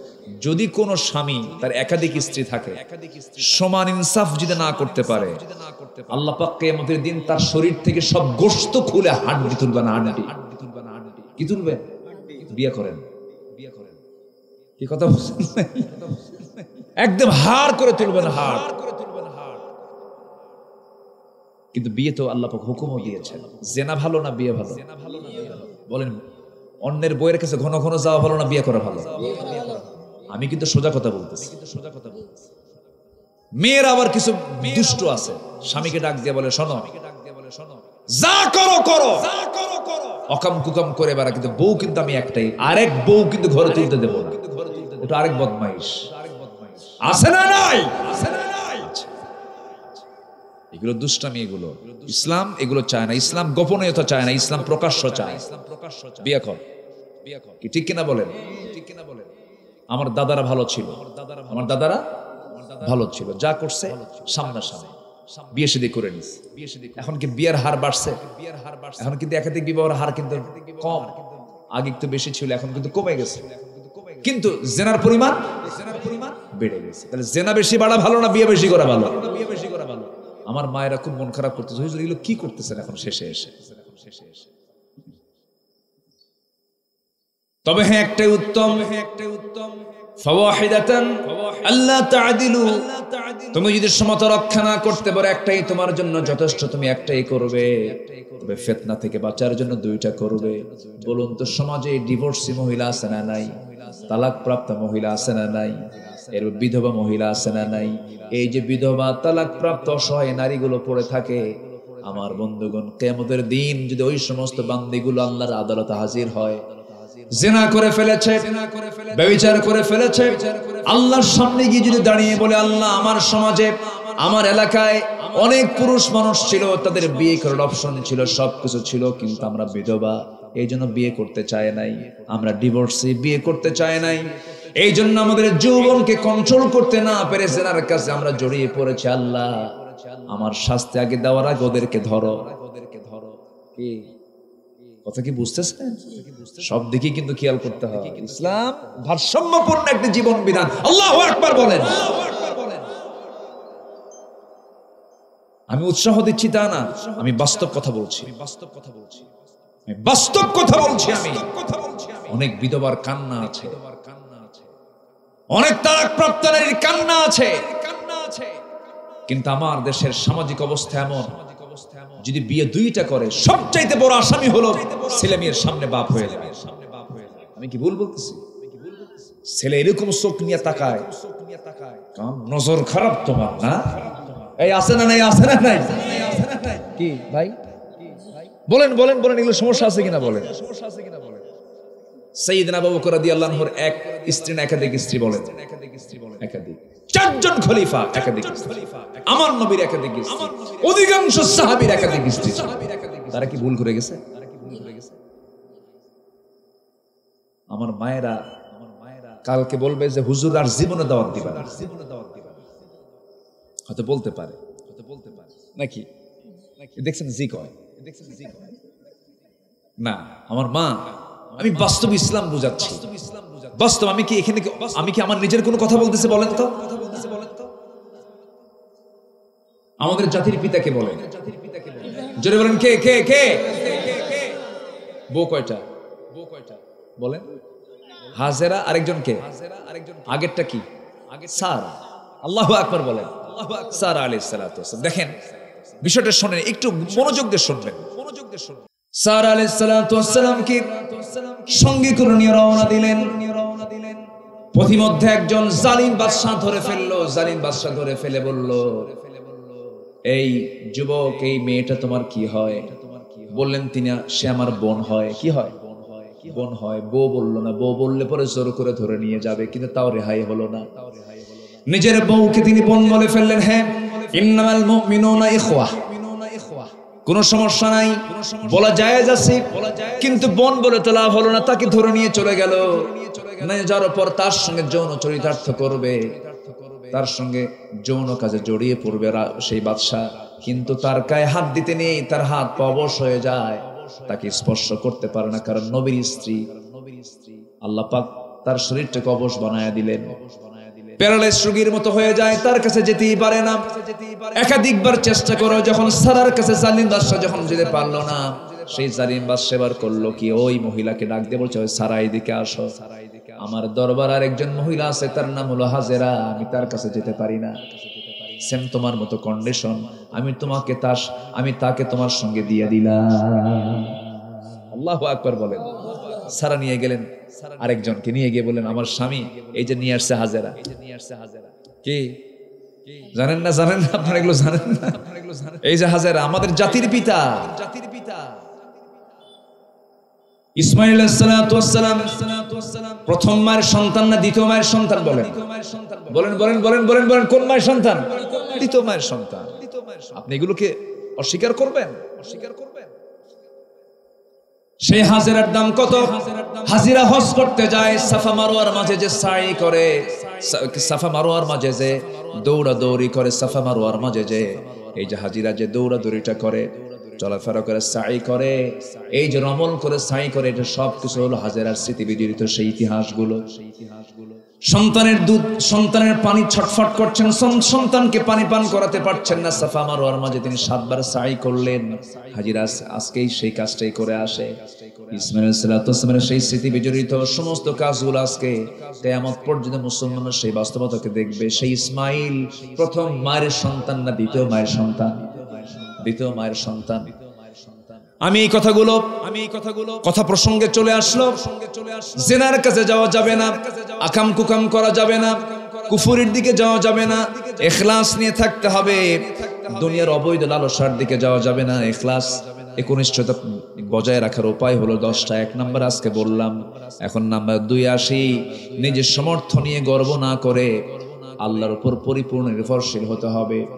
নিজের সমর্থের উপরে গর্ব কর। আমি রাষ্ট্রপতি হয়েছে, আমাকে আটকায় কে, আমাকে ধরে কে, ধর, সব বাইরে ফাঁসি দিয়ে শেষ কর। আজকে তুমি কই?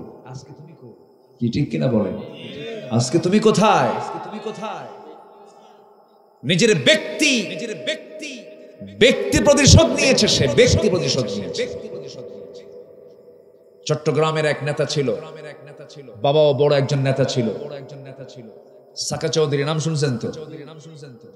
এই লোকটাকে পরিকল্পিতভাবে নাটক করে তাকে শেষ করে দেওয়া হয়েছে। কাদের মোল্লা, আব্দুল কাদের মোল্লা, তাকে যে এভিডেন্স, যে ইস্যুকে সামনে রেখে তাকে ফাঁসিতে ঝুলানো হয়েছে, বিগত 400 বছরের ইতিহাসে, বাংলার ইতিহাসে এমন ঘৃণ্য ইতিহাস কেউ রচনা করেনি। এটিএম আজহারুল ইসলাম এখনো জেলখানায় পড়ে আছে। ষড়যন্ত্র কিন্তু আছে এখনো। তিনি কেন? যেখানে বিচারালয়ের বিচারপতি নাই, দেশের প্রধানমন্ত্রী নাই, দেশের কেউ নাই, অথচ তিনি এখনো জেলখানায় কেন? অবিলম্বে তার মুক্তির ফয়সালা করা দরকার। সম্মানিত ভাইয়েরা, সম্মানিত বন্ধুগণ, গর্ব করা যাবে না, নিজের সামর্থ্য নিয়ে গর্ব করা যাবে না। সকল গর্ব করার একমাত্র অধিকার কার? আসতে বলবেন না, কার অধিকার? আল্লাহর গর্ব করার অধিকার। আল্লাহই গর্ব করবেন, আল্লাহ ফখর করবেন, আল্লাহ অহংকার দেখাবেন। তার অহংকার করার যোগ্যতা আছে না নাই? আমি আপনি কি অহংকার দেখাবো?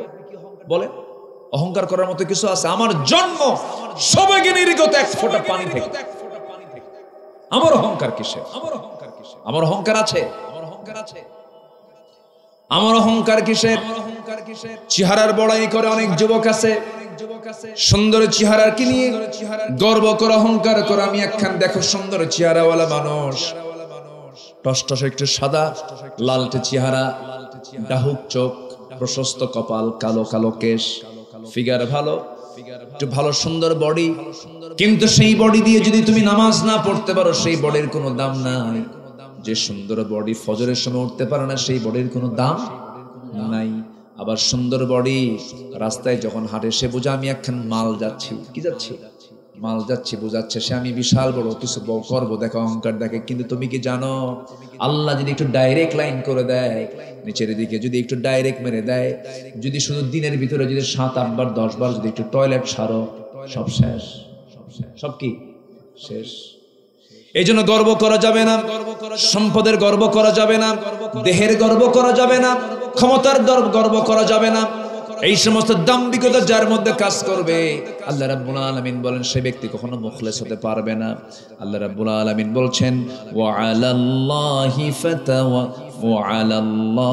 ফাতাওয়াক্কালু ইন কুনতুম মুমিনিন ওয়া মান ইয়াতাওয়াক্কাল আলাল্লাহ ফাহুয়া হাসবুহ। জোরে বলুন আল্লাহু আকবার। নাম্বার 3 হলো ইবাদতে বিনম্রতা অবলম্বন করতে হবে। নামাজের মধ্যে বিনম্র হতে হবে, বিনয়ী হতে হবে। নামাজ যখন পড়বো ভাববো আমার সামনে কে আছেন। আসতে বলবেন না, কে আছেন? বলে আমার আল্লাহ আমার সামনে আছেন। নামাজটা এত সুন্দর করে পড়বো, কান্নাকা তারা হুজুর, যেন তুমি তোমার আল্লাহকে দেখতে পাচ্ছ। আমার নবী যখন নামাজ পড়তেন, নামাজের মধ্যে অজরে ঝাড়ায় কাঁদতেন, তিনি চোখের পানি ফেলে ফেলে যায় নামাজ ভিজে যেত। আমার নবীজির নামাজটা এত গভীর ছিল, এত লম্বা ছিল, এমন রাত চলে গেছে, গোটা রাত তিনি নামাজ পড়েছেন, মাত্র 2 রাকাত নামাজ শেষ হয়েছে। সাইয়েদনা ওসমান জিন্নুরাইন নামাজ পড়েছেন এক রাতে 8 পারা 9 পারা কোরআন শেষ করে দিয়েছেন নামাজের ভিতরে। এত লম্বা লম্বা নামাজ তারা পড়েছেন, সেজদায় পড়ে তারা মজা নিয়েছেন, তৃপ্তি নিয়েছেন, সেজদায় পড়ে চোখের পানি ফেলে ফেলে কেঁদেছেন। যখন ইশারা পেয়েছেন আল্লাহ বুঝে মাফ করেছেন, তখন তারা সেজদা থেকে মাথা তুলে নিয়েছেন, এমন করে গভীরভাবে কেঁদেছেন, আল্লাহর সঙ্গে তারা সম্পর্ক গড়েছেন। কোন এক রাতের আধারে আমার নবীজি সেজদায় পড়ে পড়ে টুকরে টুকরে কাঁদতে কাঁদতে তিনি আওয়াজ বন্ধ হয়ে গেছে, নড়াচড়া বন্ধ হয়ে গেছে। আম্মা জান আয়েশা তার পাশে বসা ছিলেন। নবীজির ঘরটা ছিল এত ছোট, আমার নবীজির ঘরটা এত ছোট ছিল, আম্মা জান আয়েশা বলেন ছোট্ট ঘর ছিল। রাসূল যখন ঘরের মধ্যে ঢুকতেন তার মাথাটা ছাদের সঙ্গে ঠেকে যেত। যখন তিনি ঘুমাতে যেতেন মাথা ঠেকতো এক দেওয়ালে, পা ঠেকতো আরেক দেওয়ালে। অন্য স্ত্রীর ঘরের সামনে কোনো দরজা ছিল না, সালার চট ছিল। শুধু আমার নবীজি আমার ঘরের সামনে একটা কাঠের দরজা ছিল। রাসূল আমার ঘরে যখন ঢুকতেন কাঠের দরজা ছিল। বিশ্ব নবীর একদিন রাতের ইবাদতে আম্মা জান আয়েশা বলেন, আমার নবীজি রাতের বেলা তিনি নামাজ পড়তেছিলেন, ঘন্টা পার হয়ে যায়, রাসূল সিজদা থেকে মাথা উঠান না। আমার নবীজিকে নড়াচড়া দেখতে না পেরে আম্মা জান আয়েশা করলেন কি তার হাত দিয়ে চিমটি কাটেন, রাসূল নড়ে উঠলেন, সালাম শেষ করে ফেলেন। নামাজ শেষ করার পরে বলছেন, আয়েশা আমাকে চিমটি কাটলে কেন? তিনি বলছেন, ইয়া রাসূলুল্লাহ আপনি এত কাঁদেন কেন? আমি আশঙ্কায় ছিলাম আপনি মারা গেলেন কিনা। রাসূল বলছেন, আয়েশা রে তুমি কি জানো কিয়ামতের দিন আল্লাহ যদি আমাকে পাকড়াও করে ফেলেন আমিও নাজাত পাওয়ার কোনো সুযোগ পাবো না। লাইয়ান জুহাদুম মিনকুম তোমাদের কেউ নাজাত পাবে না। তবে হ্যাঁ আল্লাহ যদি কাউকে রহমত দিয়ে বেষ্টন করে ফেলেন, আল্লাহ আমাকে রহমত দিয়ে বেষ্টন করবেন, আল্লাহ তাকে মাফ করে দিবেন। আমরা কি আল্লাহর সামনে বিচারে মুখোমুখি হয়ে কি বিচারে কি রায় পাবো না রহমত নিয়ে পাবো? বলেন, রহমত পেতে হবে, বরকত নিতে হবে। আল্লাহ তাআলার রহমত ছাড়া বান্দা মাফ পাবে না। এই জন্য আমরা বিনয়ী হয়ে আমরা চাইবো কার কাছে? আসতে বলবো না, চাইবো কার কাছে? আল্লাহর কাছে। নামাজটা কন্টিনিউ করব, আমরা 5 ওয়াক্ত নামাজ পড়বো। আমার নবীজি দুনিয়া থেকে বিদায় যখন নেবেন তার বিদায় সালাম, বিদায় শেষ কথা ছিল হলো নামাজ। পরিবারের সঙ্গে কথা বলেছেন, অন্য কোনো কথা তিনি বলেন নাই। সবার সঙ্গে কথা বলেছেন, অন্য কোনো শব্দ তিনি মুখে আনেন নাই। যখন তিনি দুনিয়া থেকে বিদায় নেবেন আম্মা জান আয়েশা বলেন, রাসূল আমার ঘরকে পছন্দ করলেন। এখন আমার নবীজি শুয়ে আছেন আম্মা জান আয়েশার ঘরে। কার ঘরে? আম্মা জান আয়েশার ঘরে তিনি শুয়ে আছেন, কিন্তু যে জায়গায় তিনি মারা গেছেন সেই জায়গাটাই হয়ে গেছে মাকবারা, কবর হয়ে গেছে। আমার নবীজি দুনিয়া থেকে বিদায় নেবেন। রাসূল বলছেন, আয়েশা রে আমি বুঝি দুনিয়া থেকে বিদায় নিয়ে নেব, এমন সময় রাসূল উঠতে পারেন না, বেহুশ হয়ে তিনি পড়ে আছেন। প্রচন্ড কষ্ট হচ্ছিল। নবীজির দেহের ভিতরে বিষ প্রয়োগ করেছিল মুশরিকরা, ইহুদিরা বিষ প্রয়োগ করেছিল খাবারের ভিতরে। নবীজি যখন দুনিয়া থেকে বিদায় নেবেন ওই বিষক্রিয়াও দেখা দিয়েছিল, খুব কষ্ট পাচ্ছিলেন আমার নবীজি। মাথার ব্যথা চলছিল, প্রচন্ড জ্বর চলছিল। রাসূল একবার ঘেমে যান, কপালগুলো ঘেমে ঘেমে ঘরমাক্ত হয়ে যাচ্ছিল। আমার নবীজি এমন অবস্থায় বলছেন, আয়েশা রে আমি বুঝি বাঁচবো না। এমন সময় সাইয়েদনা বেলাল আযান দিয়ে দিলেন। বেলালের আযান শোনা মাত্রই আমার নবীজি জামাতে নামাজ পড়ার জন্য উঠে দাঁড়ানোর চেষ্টা করলেন, আর পারলেন না, মাথা চক্কর দিয়ে পরে নিতে নিলেন। আম্মা জান আয়েশা তাকে ধরে ফেললেন, আস্তে করে শোয়া দিয়ে বললেন, ইয়া রাসূলুল্লাহ আপনি জামাতে নামাজ পড়তে পারবেন না, আপনার শারীরিক ফিটনেস নাই। রাসূল বলছেন, আয়েশা রে আমার বেলাল তো আযান দিল, আমার সাহাবীরা কেমনে নামাজ পড়বে, আমি তো নামাজে যেতে পারলাম না, আমাকে একটু ধরো তো। জানালার কাছে নিয়ে যাওয়া হলো। জানালার কাছে গিয়ে দাঁড়ালেন, আমার নবীজি সাহাবে কেরামের দিকে তাকালেন। রাসূল বলছেন, আয়েশা নামাজ তো কেউ শুরু করে না, আমি ছাড়া তো নামাজ কেউ শুরু করবে না। আয়েশা তোমার আব্বাকে বলে দাও আমার আবু বকরের জন্য আমার মুসল্লায় দাঁড়ায় আমার দায়িত্বটা পালন করে। সাইয়েদনা আবু বকর আমার নবীর মুসল্লায় দাঁড়ায় গেলেন। নামাজ শুরু হয়ে গেছে। সাহাবে কেরামদের মধ্যে কান্নার রোল পড়ে গেছে। সাহাবীরা নিশ্চিত বুঝতে পেরেছেন রাসূল আর পৃথিবীতে বাঁচবেন না, রাসূল দুনিয়া থেকে বিদায় নিয়ে নেবেন। নবীর বিদায় লগন চলে আসছে নবীর, আর নবীকে আমরা আর নামাজে পাবো না, আর জামাতে পাবো না, ইমাম চেঞ্জ হয়ে গেছে, আমার নবীর ইন্তেকাল হয়ে যাবে। এমন সময় সাহাবে কেরামদের কান্না দেখে আমার নবীর কান্না শুরু হয়ে গেছে। নবীর চোখের কোনা বেয়ে টপ টপ করে পানি পড়ছে। আম্মা জান আয়েশা তার মুখের সেই গড়ে গড়ে আসা পানিগুলো চোখ থেকে সব হাত দিয়ে মুছে মুছে দিয়ে বলছেন, ইয়া রাসূলুল্লাহ আপনি কাঁদেন কেন? সাহাবীরা তো নামাজ পড়ে। রাসূল বলছেন, আয়েশা রে, আমার এই চোখের পানি দুঃখের নয়, এটা আমার চরম আনন্দের পানি। তুমি কি জানো এই নামাজ কায়েম আজকে হয়েছে রাষ্ট্রীয় পর্যায়ে। এই নামাজ কায়েমের জন্য কাফেররা আমাকে মেরে মেরে দেখো আমার কেমন দাগ করে দিয়েছে। তায়েফের ময়দানে কালিমার দাওয়াত দিতে গিয়ে চোখা চোখা পাথর মেরে মেরে আমার মাথা থেকে পা পর্যন্ত অসংখ্য দাগ করে দিয়েছে। এই নামাজ কায়েমের জন্য উহুদের ময়দানে আমার এই দান দুটো দাঁত ভেঙে আমার দাঁত ভেঙে দিয়েছে। দেখো আমার কথা বলতে জড়তা হয়, আমার দুটো দাঁত ভেঙে দিয়েছে। ও আমার আয়েশা রে, এই নামাজ কায়েমের সংগ্রাম করতে গিয়া খন্দকের প্রান্তরে কোদাল মারতে মারতে আমার কোমরটা কুঁজো হয়ে গেছে, কোমর সোজা করতে পারি না আয়েশা। এই কোমর কুঁজো হয়ে গেছে, আমার দাঁত শহীদ হয়ে দান মোবারক শহীদ হয়েছে। এরপর আমার শরীরটা গোটা শরীর ক্ষত বিক্ষত হয়েছে। নামাজ কায়েমের জন্য দেশ আমাকে ছাড়তে হয়েছে, হিজরত করতে হয়েছে। সেই নামাজ আজকে রাষ্ট্রীয় পর্যায়ে কায়েম হয়েছে। এই চরমানন্দই আমার চোখ থেকে পানি বের করতে আমাকে বাধ্য করেছে। আমি এই জন্য কান্দি, এটা আমার আনন্দের চোখের পানি। আয়েশা রে, আমি মনে হয় দুনিয়া থেকে বিদায় নিয়ে নেব, সবাইকে আমি রেখে দুনিয়া থেকে বিদায় নিচ্ছি। আয়েশা, আমি তোমার কাছে সর্বশেষ একটা হাদিস তোমাকে সম্বোধন করে বলতে চাই। সেটা কি হুজুর আপনি বলেন? আমার উম্মতকে জানাই দিন, আমার উম্মতরা যেন অন্তত 5টা ওয়াক্ত নামাজ না ছেড়ে দেয়। সবাইকে নামাজ পড়তে রাজি আছেন? সবাইকে রাজি আছেন? নামাজ আমরা বিনয়ী হব, জোরে বলি ইনশাআল্লাহ, জোরে বলি ইনশাআল্লাহ। আমার বন্ধুগণ, ইবাদত কবুল হওয়ার জন্য, একনিষ্ঠতার জন্য আরেকটা দিক হচ্ছে আমরা পবিত্র জিনিস খাবো, হারাম কোন জিনিস পেটের মধ্যে তুলবো না, হারাম কোন জিনিস আমরা পেটের মধ্যে উঠাবো না, হারাম কোন খাবার খাবো না, নেশার দিকে যাব না। কোন নেশার দিকে গেলে পরে তার ইমানটা নষ্ট হয়ে যায়। জুয়ার দিকে যাব না, নেশার দিকে যাব না, মদের দিকে যাব না। বিড়ি খাওয়া কি কি কইছে? আরাম নাকি? বলেন ভালো করে। নেশার দিকে যাওয়া যাবে?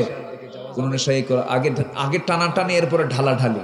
আগে কি ঢালে মানুষ? আগে টানে, এরপরে কি ঢালে। ওটা হলো ছোট ভাই, এটা হলো কি বড় ভাই। কোন নেশার দিকে যাওয়া যাবে না। 2 দিন আগে আমি কুষ্টিয়া ক্রস করতেছিলাম। কুষ্টিয়া ক্রস করতে নিয়ে দেখে সেখানে বহু তামাকের গাছ। আমার ড্রাইভার আমাকে দেখায় বলে, হুজুর দেখেন তামাকের গাছের মধ্যে কত গরু ছেড়ে দেওয়া, ছাগল ছেড়ে দেওয়া। বললাম মানে সব তো জমি নষ্ট হয়ে যাওয়ার কথা কেনা? একটা গরু একটা ছাগল তামাকের পাতা খায় না, সব ঘাস খায়, আর মানুষ তামাক খায়। কি কথা কি বুঝতেছেন আপনারা? তাহলে গরু ছাগলও তামাক খায় না, মানুষ কি খায়? আমি মনে মনে কইলাম আমার ড্রাইভার তো ভালো একটা ওয়াজ দিয়ে দিল আমারে। কথা বলছেন নাই?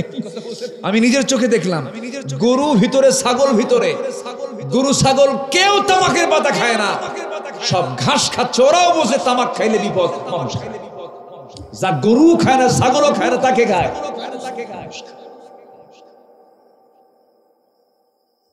আল্লাহ তুমি সকল নেশা থেকে বাঁচাও, জোরে বলি আমিন। আল্লাহ রাব্বুল আলামিন বলেন, ইয়া আইয়ুহান নাসু কুলু মিম্মা ফিল আরদি হালালান তাইয়্যিবা ওয়া লা তাত্তাবিউ খুতুওয়াতিশ শাইতান ইন্নাহু লাকুম আদুউম মুবিন। জোরে বলুন আল্লাহু আকবার। নাম্বার 5 হলো শয়তানের কুমন্ত্রণা থেকে বাঁচতে দোয়া করতে হবে। ওয়াকুর রাব্বি আউযু বিকা মিন হামাযাতিশ শায়াতিন। জোরে বলুন আল্লাহু আকবার। নাম্বার 6 হলো আত্মপ্রশংসায় নিমজ্জিত না হওয়া। কিছু কিছু লোক আছে বলে, ভাই তুমি কি জানো আমি এই কাজটা করছি, আমার সাথে কে পারে? এরকম আছে না বলেন তো? নিজের প্রশংসায় পঞ্চমুখ। যদি হাজি নাম না বলে মন খারাপ করে, আছে না? হয়তো হজ করে আসছে, হাজি বলে নাই। আব্দুল মালিক সাহেব রাগ করে বলে, এই 7.5 লাখ টাকা খরচ করলাম, হাজি কম। আছে না নাই বলেন তো? আত্মপ্রশংসায় যার এটা ইখলাসের অভাব। এটা কিসের অভাব বলেন? বিশুদ্ধ হৃদয় ওর হয়নি, বিশুদ্ধ চিন্তা তার মধ্যে আসে নাই, বিশুদ্ধ অন্তর তার পয়দা হয় নাই। বিশুদ্ধ হৃদয়ের অধিকারী কখনো আত্মপ্রশংসায় কখনো পাগল হবে না। ফালা তুযাক্কু আনফুসাকুম, আছে না? ফালা তুযাক্কু আনফুসাকুম হুয়া আ'লামু বিমানিত তাকওয়া, তাই না? আছে না একটা আয়াত? আছে না? আল্লাহ রাব্বুল আলামিন বলছেন, নিজেকে পরিশুদ্ধ মনে করো না, তোমার মধ্যে ভুল আছে, আমি আল্লাহ তোমার মধ্যে সংশোধন করে দেব। যেরকম সুবহানাল্লাহ। ফালা তুযাক্কু আনফুসাকুম। তাহলে কোন ইমানদার নিজেকে বিশুদ্ধ মনে করতে পারে না, কারণ আল্লাহ পাক নিজেই বলে দিচ্ছেন পীর যত বড়ই পীর হোক না কেন অবশ্যই তার মধ্যে কামনা বাসনা আছে না নাই বলেন? আছে। ফেরেশতার কামনা বাসনা থাকবে না, মানুষের কামনা বাসনা থাকবে। যেখানেই কামনা বাসনা থাকবে সেখানেই কিছু ভুল হয়ে যেতে পারে। ভুল হয়ে যাওয়া মাত্রই তওবা করে নেব। কার কাছে বলেন? আল্লাহর কাছে। নাম্বার 7 হলো খালেস দিলে তওবা করা। খালেস দিলে তওবা করা। তুবু ইলাল্লাহি তাওবাতান নাসুহা আসা রাব্বুকুম আন ইউকাফিরা আনকুম সাইয়্যাতিকুম ওয়া ইউদখিলকুম জান্নাত। জোরে বলুন আল্লাহু আকবার। নাম্বার 8 হলো সৎকর্মে মনোযোগ দেওয়া, ধৈর্য ধারণ করা। অসবির ফাইন্নাল্লাহা লা ইউদিউ আজরাল মুহসিনিন। জোরে বলুন আল্লাহু আকবার। নাম্বার 9 হলো দাম্ভিকতা না দেখানো। দাম্ভিকতা দেখানো যাবে না। ক্ষমতা আছে, জমিনে পায়ে ফেলে না, ভাবসাব এমন, নিজেকে বিশাল বিশাল কিছু মনে করে। আল্লাহ পাক বলছেন না, ওয়ালা তামশি ফিল আরদি মারহান ইন্নাকা লান তাখরিকাল আরদা ওয়া লান তাবলুগাল জিবালা তুলা। সূরা বনী ইসরাঈল আয়াত নাম্বার 37। দম্ভ ভরে জমিনে চলতে যেও না। তোমার পদক তোমার পায়ের আঘাতে জমিন বিদীর্ণ হবে না। আবার তুমি এত গর্ব করে চড়তে গিয়ে তুমি পর্বতের সমান হতে পারবে না, পাহাড়ের সমান হতে পারবে না, 1 ইঞ্চি উঁচু হতে পারবে না। অহংকার বান্দা দেখাবে না, দাম্ভিকতা বান্দা দেখাবে না। একমাত্র অহংকার দেখাবেন তিনি আমার কে। আসতে বলবেন না কে? সর্বশেষ 10 নম্বর হলো বিশুদ্ধ হৃদয়ের অধিকারী হওয়ার জন্য, মুখলেস হওয়ার জন্য। কার মুখলেস? কার মুখলেস? আমি কি লাইনের থেকে অন্য লাইনে গেছি? আমি তো এক লাইনে আছে নাকি বেলাইনে গেলাম? এই ইতে সাতক্ষীরা এই শব্দটা খুব প্রচলিত। এই তো বেলাইন হয়ে যাচ্ছে, না? ঠিক আছে, এরকম বলেন। আমি ভাবি যে কি এবার উর্দুর বে আসলো আর ইংলিশের লাইন আসলো, বেলাইন হয়ে যাচ্ছে। ঠিক আছে না? আরেকটা হলো কায়দা। কায়দা শব্দটা আছে, কায়দা আবার আরবি ঢুকছে এর মধ্যে। কায়দা, কায়দা বলে, আর ওদিকে বেলাইন হয়ে যাচ্ছে। আর এই এলাকার ভাষার একটা গহনা আছে। সুজ্জা বলো, সুজ্জা বলো, আছে এরকম আছে না? এই ঠিক আছে না? সুজ্জা বলো। ভাত খেয়ে যাবেন বলো, দোয়া করবেন বলো। আমাদের ভাষার একটা গহনা হচ্ছে বলো। কি ভাষা? বলো। নোয়াখালীতে কেন হুজুর ভাত খাবেন কেন? দোয়া করবেন কেন? এই কেন শব্দ বলে। লক্ষ্মীপুরে হুজুর দোয়া করবেন যে, ভাত খাবেন যে, কোথায় যাচ্ছেন যে, এরকম। রাজশাহী তো ওদের ভাষার গহনা হলো কি করছো গো, গো। রাজশাহীতে কি গো, নোয়াখালী কেন, লক্ষ্মীপুরে যে, সাতক্ষীরা বলেন বলো, হ্যাঁ বলো। আর ওইদিকে রংপুরে হচ্ছে বাহে। কি কোথায় যাচ্ছ? কোর্টে যাচ্ছ বাহে, কোর্টে যাচ্ছ বাহে। বাহে শব্দ হচ্ছে ওদের ভাষার গহনা। এই ভাষার গহনাগুলো কে দিয়েছেন? আল্লাহ দিয়েছেন। আমি বেলাইনে থাকিনি, আমি লাইনে ছিলাম। আমরা মুখলেস হয়ে আল্লাহর সামনে হাজির হব। জোরে বলি ইনশাআল্লাহ। কয়টা গুণ অর্জন করে? যেমন কয়টা গুণ অর্জন করে? 10টা গুণ। নাম্বার 10 হচ্ছে আল্লাহর স্মরণে হৃদয়ে বিনম্র এবং ভীতি প্রকম্পিত হওয়া। দিলটা আমরা কঠিন করব না নরম করব? বলেন কঠিন করব নরম করব? নরম হৃদয়ের অধিকারী কি কখনো মানুষকে খুন করতে পারে? নরম হৃদয়ের অধিকারী কি কোনোদিন জমিনে ঠেলাঠেলি করতে পারে? নরম হৃদয়ের অধিকারী কি কখনো মানুষকে অযথা থাপ্পড় মারতে পারে? নরম হৃদয়ের অধিকারী কি কখনো মুখ থেকে বেফাস বাজে কথা, কষ্ট দিয়ে কথা কি বলতে পারে? এজন্য আমরা হৃদয়কে প্রশান্ত করব এবং আল্লাহর জিকিরে প্রকম্পিত রাখবো। আল্লাহর জিকিরে আল্লাহ সুবহানাল্লাহ, আল্লাহ লা ইলাহা ইল্লাল্লাহ, আল্লাহু আকবার এই শব্দগুলো দিয়ে জিহ্বাকে ভিজাবো। জিহ্বাকে পানি দিয়েও ভিজাবো। জিহ্বাকে কার জিকির দিয়ে ভিজাবো? আল্লাহর জিকির দিয়ে ভিজাবো। আল্লাহ কবুল করুন। জোরে বলি আল্লাহুম্মা আমিন। আমি আর কথা বাড়াবো না, অনেক কথা বলে ফেলেছি, কষ্ট দিয়ে ফেলেছি আপনাদের মনে হয়। কষ্ট পাননি তো? এত সময় কেমনে গেল বুঝলাম, বহু সময় চলে গেছে, প্রায় একটার কাছাকাছি চলে যাচ্ছে। বসুন, আমরা একসঙ্গে দোয়া করব। মা বোনদের কি এলাকায় মায়েরা কি কাপড় চোপড় পরে? এখন তো দুনিয়া এখন কি মানে ঢেকে থাকার দুনিয়া না উলঙ্গ দুনিয়া? এই জন্য বললাম ঢেকে ঢুকে থাকে কিনা, কাপড় চোপড় পরে কিনা। এখন পৃথিবী চলছে কি কাপড় দিয়ে ঢেকে না উলঙ্গ দুনিয়া? মেয়েদেরকে উলঙ্গ করে ফেলেছে, মাদের গায়ের পোশাক নাই। এটা শিশুর গায়ে যে পোশাক থাকে, এটা মায়ের গায়েও সে পোশাক নাই। লজ্জার কথা, চরম লজ্জার কথা। আমার মা, এই ফিতনার দুনিয়াতে আপনি একটু ঢেকে থাকুন, পর্দায় থাকুন, সুন্দর করে দিন মেনে চলুন। আপনি যদি আপনার সুন্দর চামড়াকে পরপুরুষ থেকে যদি আড়াল করতে পারেন, আল্লাহ পাক 7টা জাহান্নাম আড়াল করে আপনার জন্য 8টা জান্নাত ওপেন করে দিবেন। আপনি যদি স্বামীকে সন্তুষ্ট করতে পারেন, পৃথিবীর মানুষ যদি অসন্তুষ্ট থাকে, আল্লাহ পাক আপনার স্বামীর সন্তুষ্ট আপনাকে জান্নাতে নিয়ে চলে যাবে। আবার এটা ভাববেন না যে হয়তো ভাবতেছেন মায়েরা, হুজুর আপনি তো ওই গ্রুপের জন্য আমাদেরকে এই কথা বলতেছেন। পুরুষদেরকে বলবো, যারা স্বামী আছেন, বউকে সকাল বিকেল পিটাবেন, এটা সুন্নতে মুআক্কাদা। এটা আছে নাকি কোথাও? এটা করা যাবে না। হ্যাঁ, এখন উল্টা শুরু হয়ে গেছে না, বউ উল্টা মারে। ও দেখছেন, এখন তো উল্টাই মারে। হ্যাঁ, এটাও চলছে এখন। জি জি, আল্লাহ পাক সামাজিক পরিবেশটাকে ইসলাম দিয়ে ভরপুর করে দেন। জোরে বলি আল্লাহুম্মা আমিন। অনেক কথা বলে ফেলেছি, সবার কাছে শেষে এসে কিছু আবদার আছে আমার। এখানে অনেক প্রবাসী আছেন, এই এলাকায় প্রবাসী আছেন না? অনেক প্রবাসীরা থাকেন। কোন দেশে বেশি? মিডল ইস্টে কি আরব? মানে আরব গালফের ভিতরে বেশি আছেন। জি আলহামদুলিল্লাহ। যে আল্লাহ তুমি সকল প্রবাসী ভাইদের প্রবাস জীবনকে বরকতময় করে দাও। জোরে বলি আমিন। অনেক ভাই বসা আছেন, কিছু ভাই চলে গেছেন।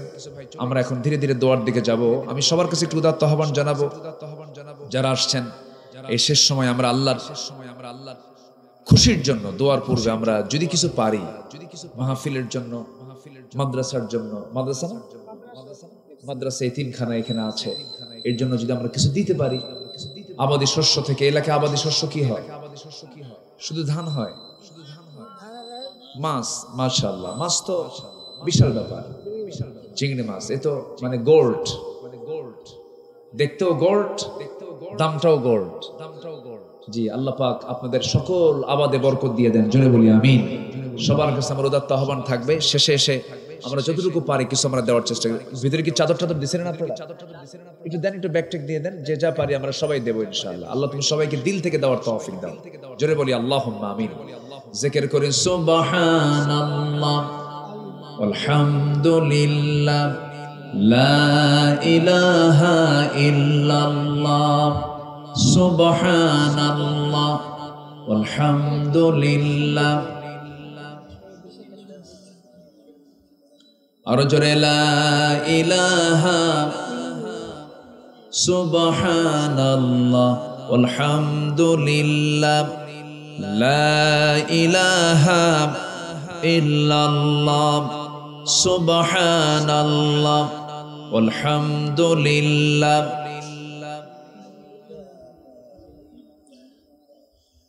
আর জোরে লা ইলাহা সুবহানাল্লাহ আলহামদুলিল্লাহ।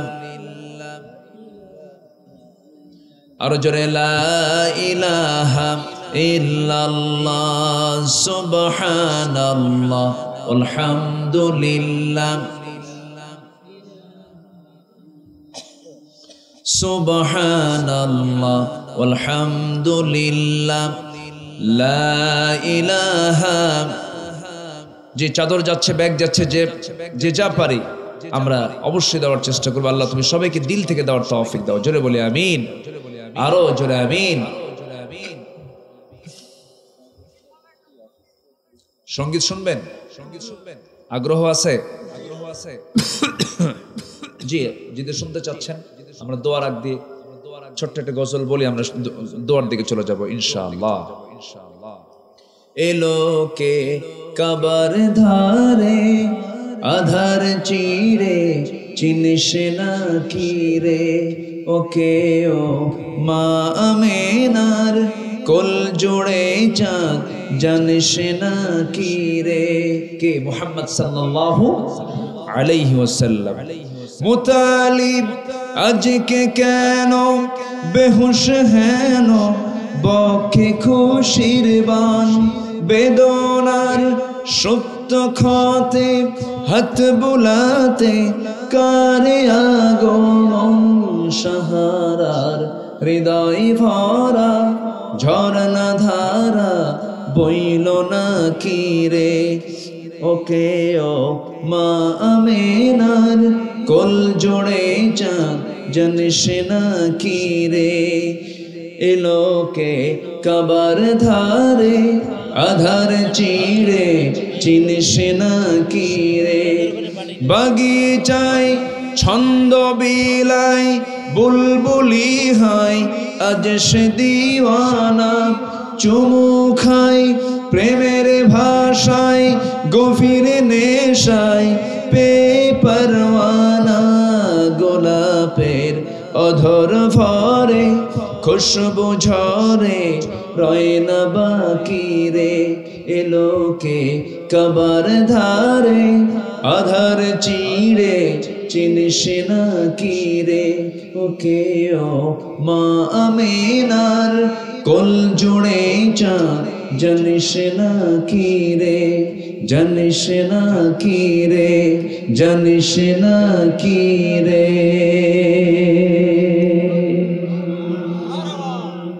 কে? মুহাম্মদ সাল্লাল্লাহু। আরেকটা মুরব্বী এই যে বসে আছে সামনে, ওনার বসার ভাবসাব দেখে মনে হচ্ছে ফজর। মাশাআল্লাহ, আলহামদুলিল্লাহ, খুব মোহাব্বত নিয়ে উনি বসে, আমি লক্ষ্য করছিলাম। জি আলহামদুলিল্লাহ। হ্যাঁ,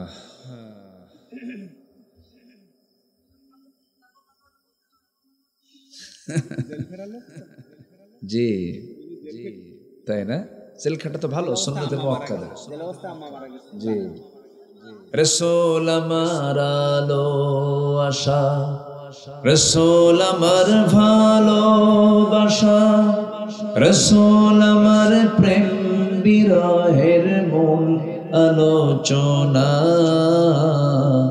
রাসূল আমার কাজে কর্মে অনুপ্রেরণা, রাসূল আমার ভালোবাসা। যখন দারুণ দুঃখ নামে আমার জীবন জোড়ে, বিপদ আপদ মুসিবতে মরি পড়ে পড়ে, তখন তোমার শৈশব কৈশোর যোগাই সান্ত্বনা, রাসূল আমার কাজে কর্মে অনুপ্রেরণা, রাসূল আমার ভালোবাসা। আশাহত জীবন যখন দুর্বিষহ লাগে, ব্যর্থ এবং পরাজিত স্মৃতিগুলো জাগে, তখন তোমার বদরহ জোড়াই যন্ত্রণা, রাসূল আমার কাজে কর্মে অনুপ্রেরণা, রাসূল আমার ভালোবাসা।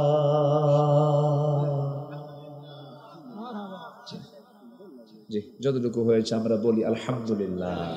আশা আমরা দোয়া করব, চাইবো কার কাছে? আল্লাহর কাছে।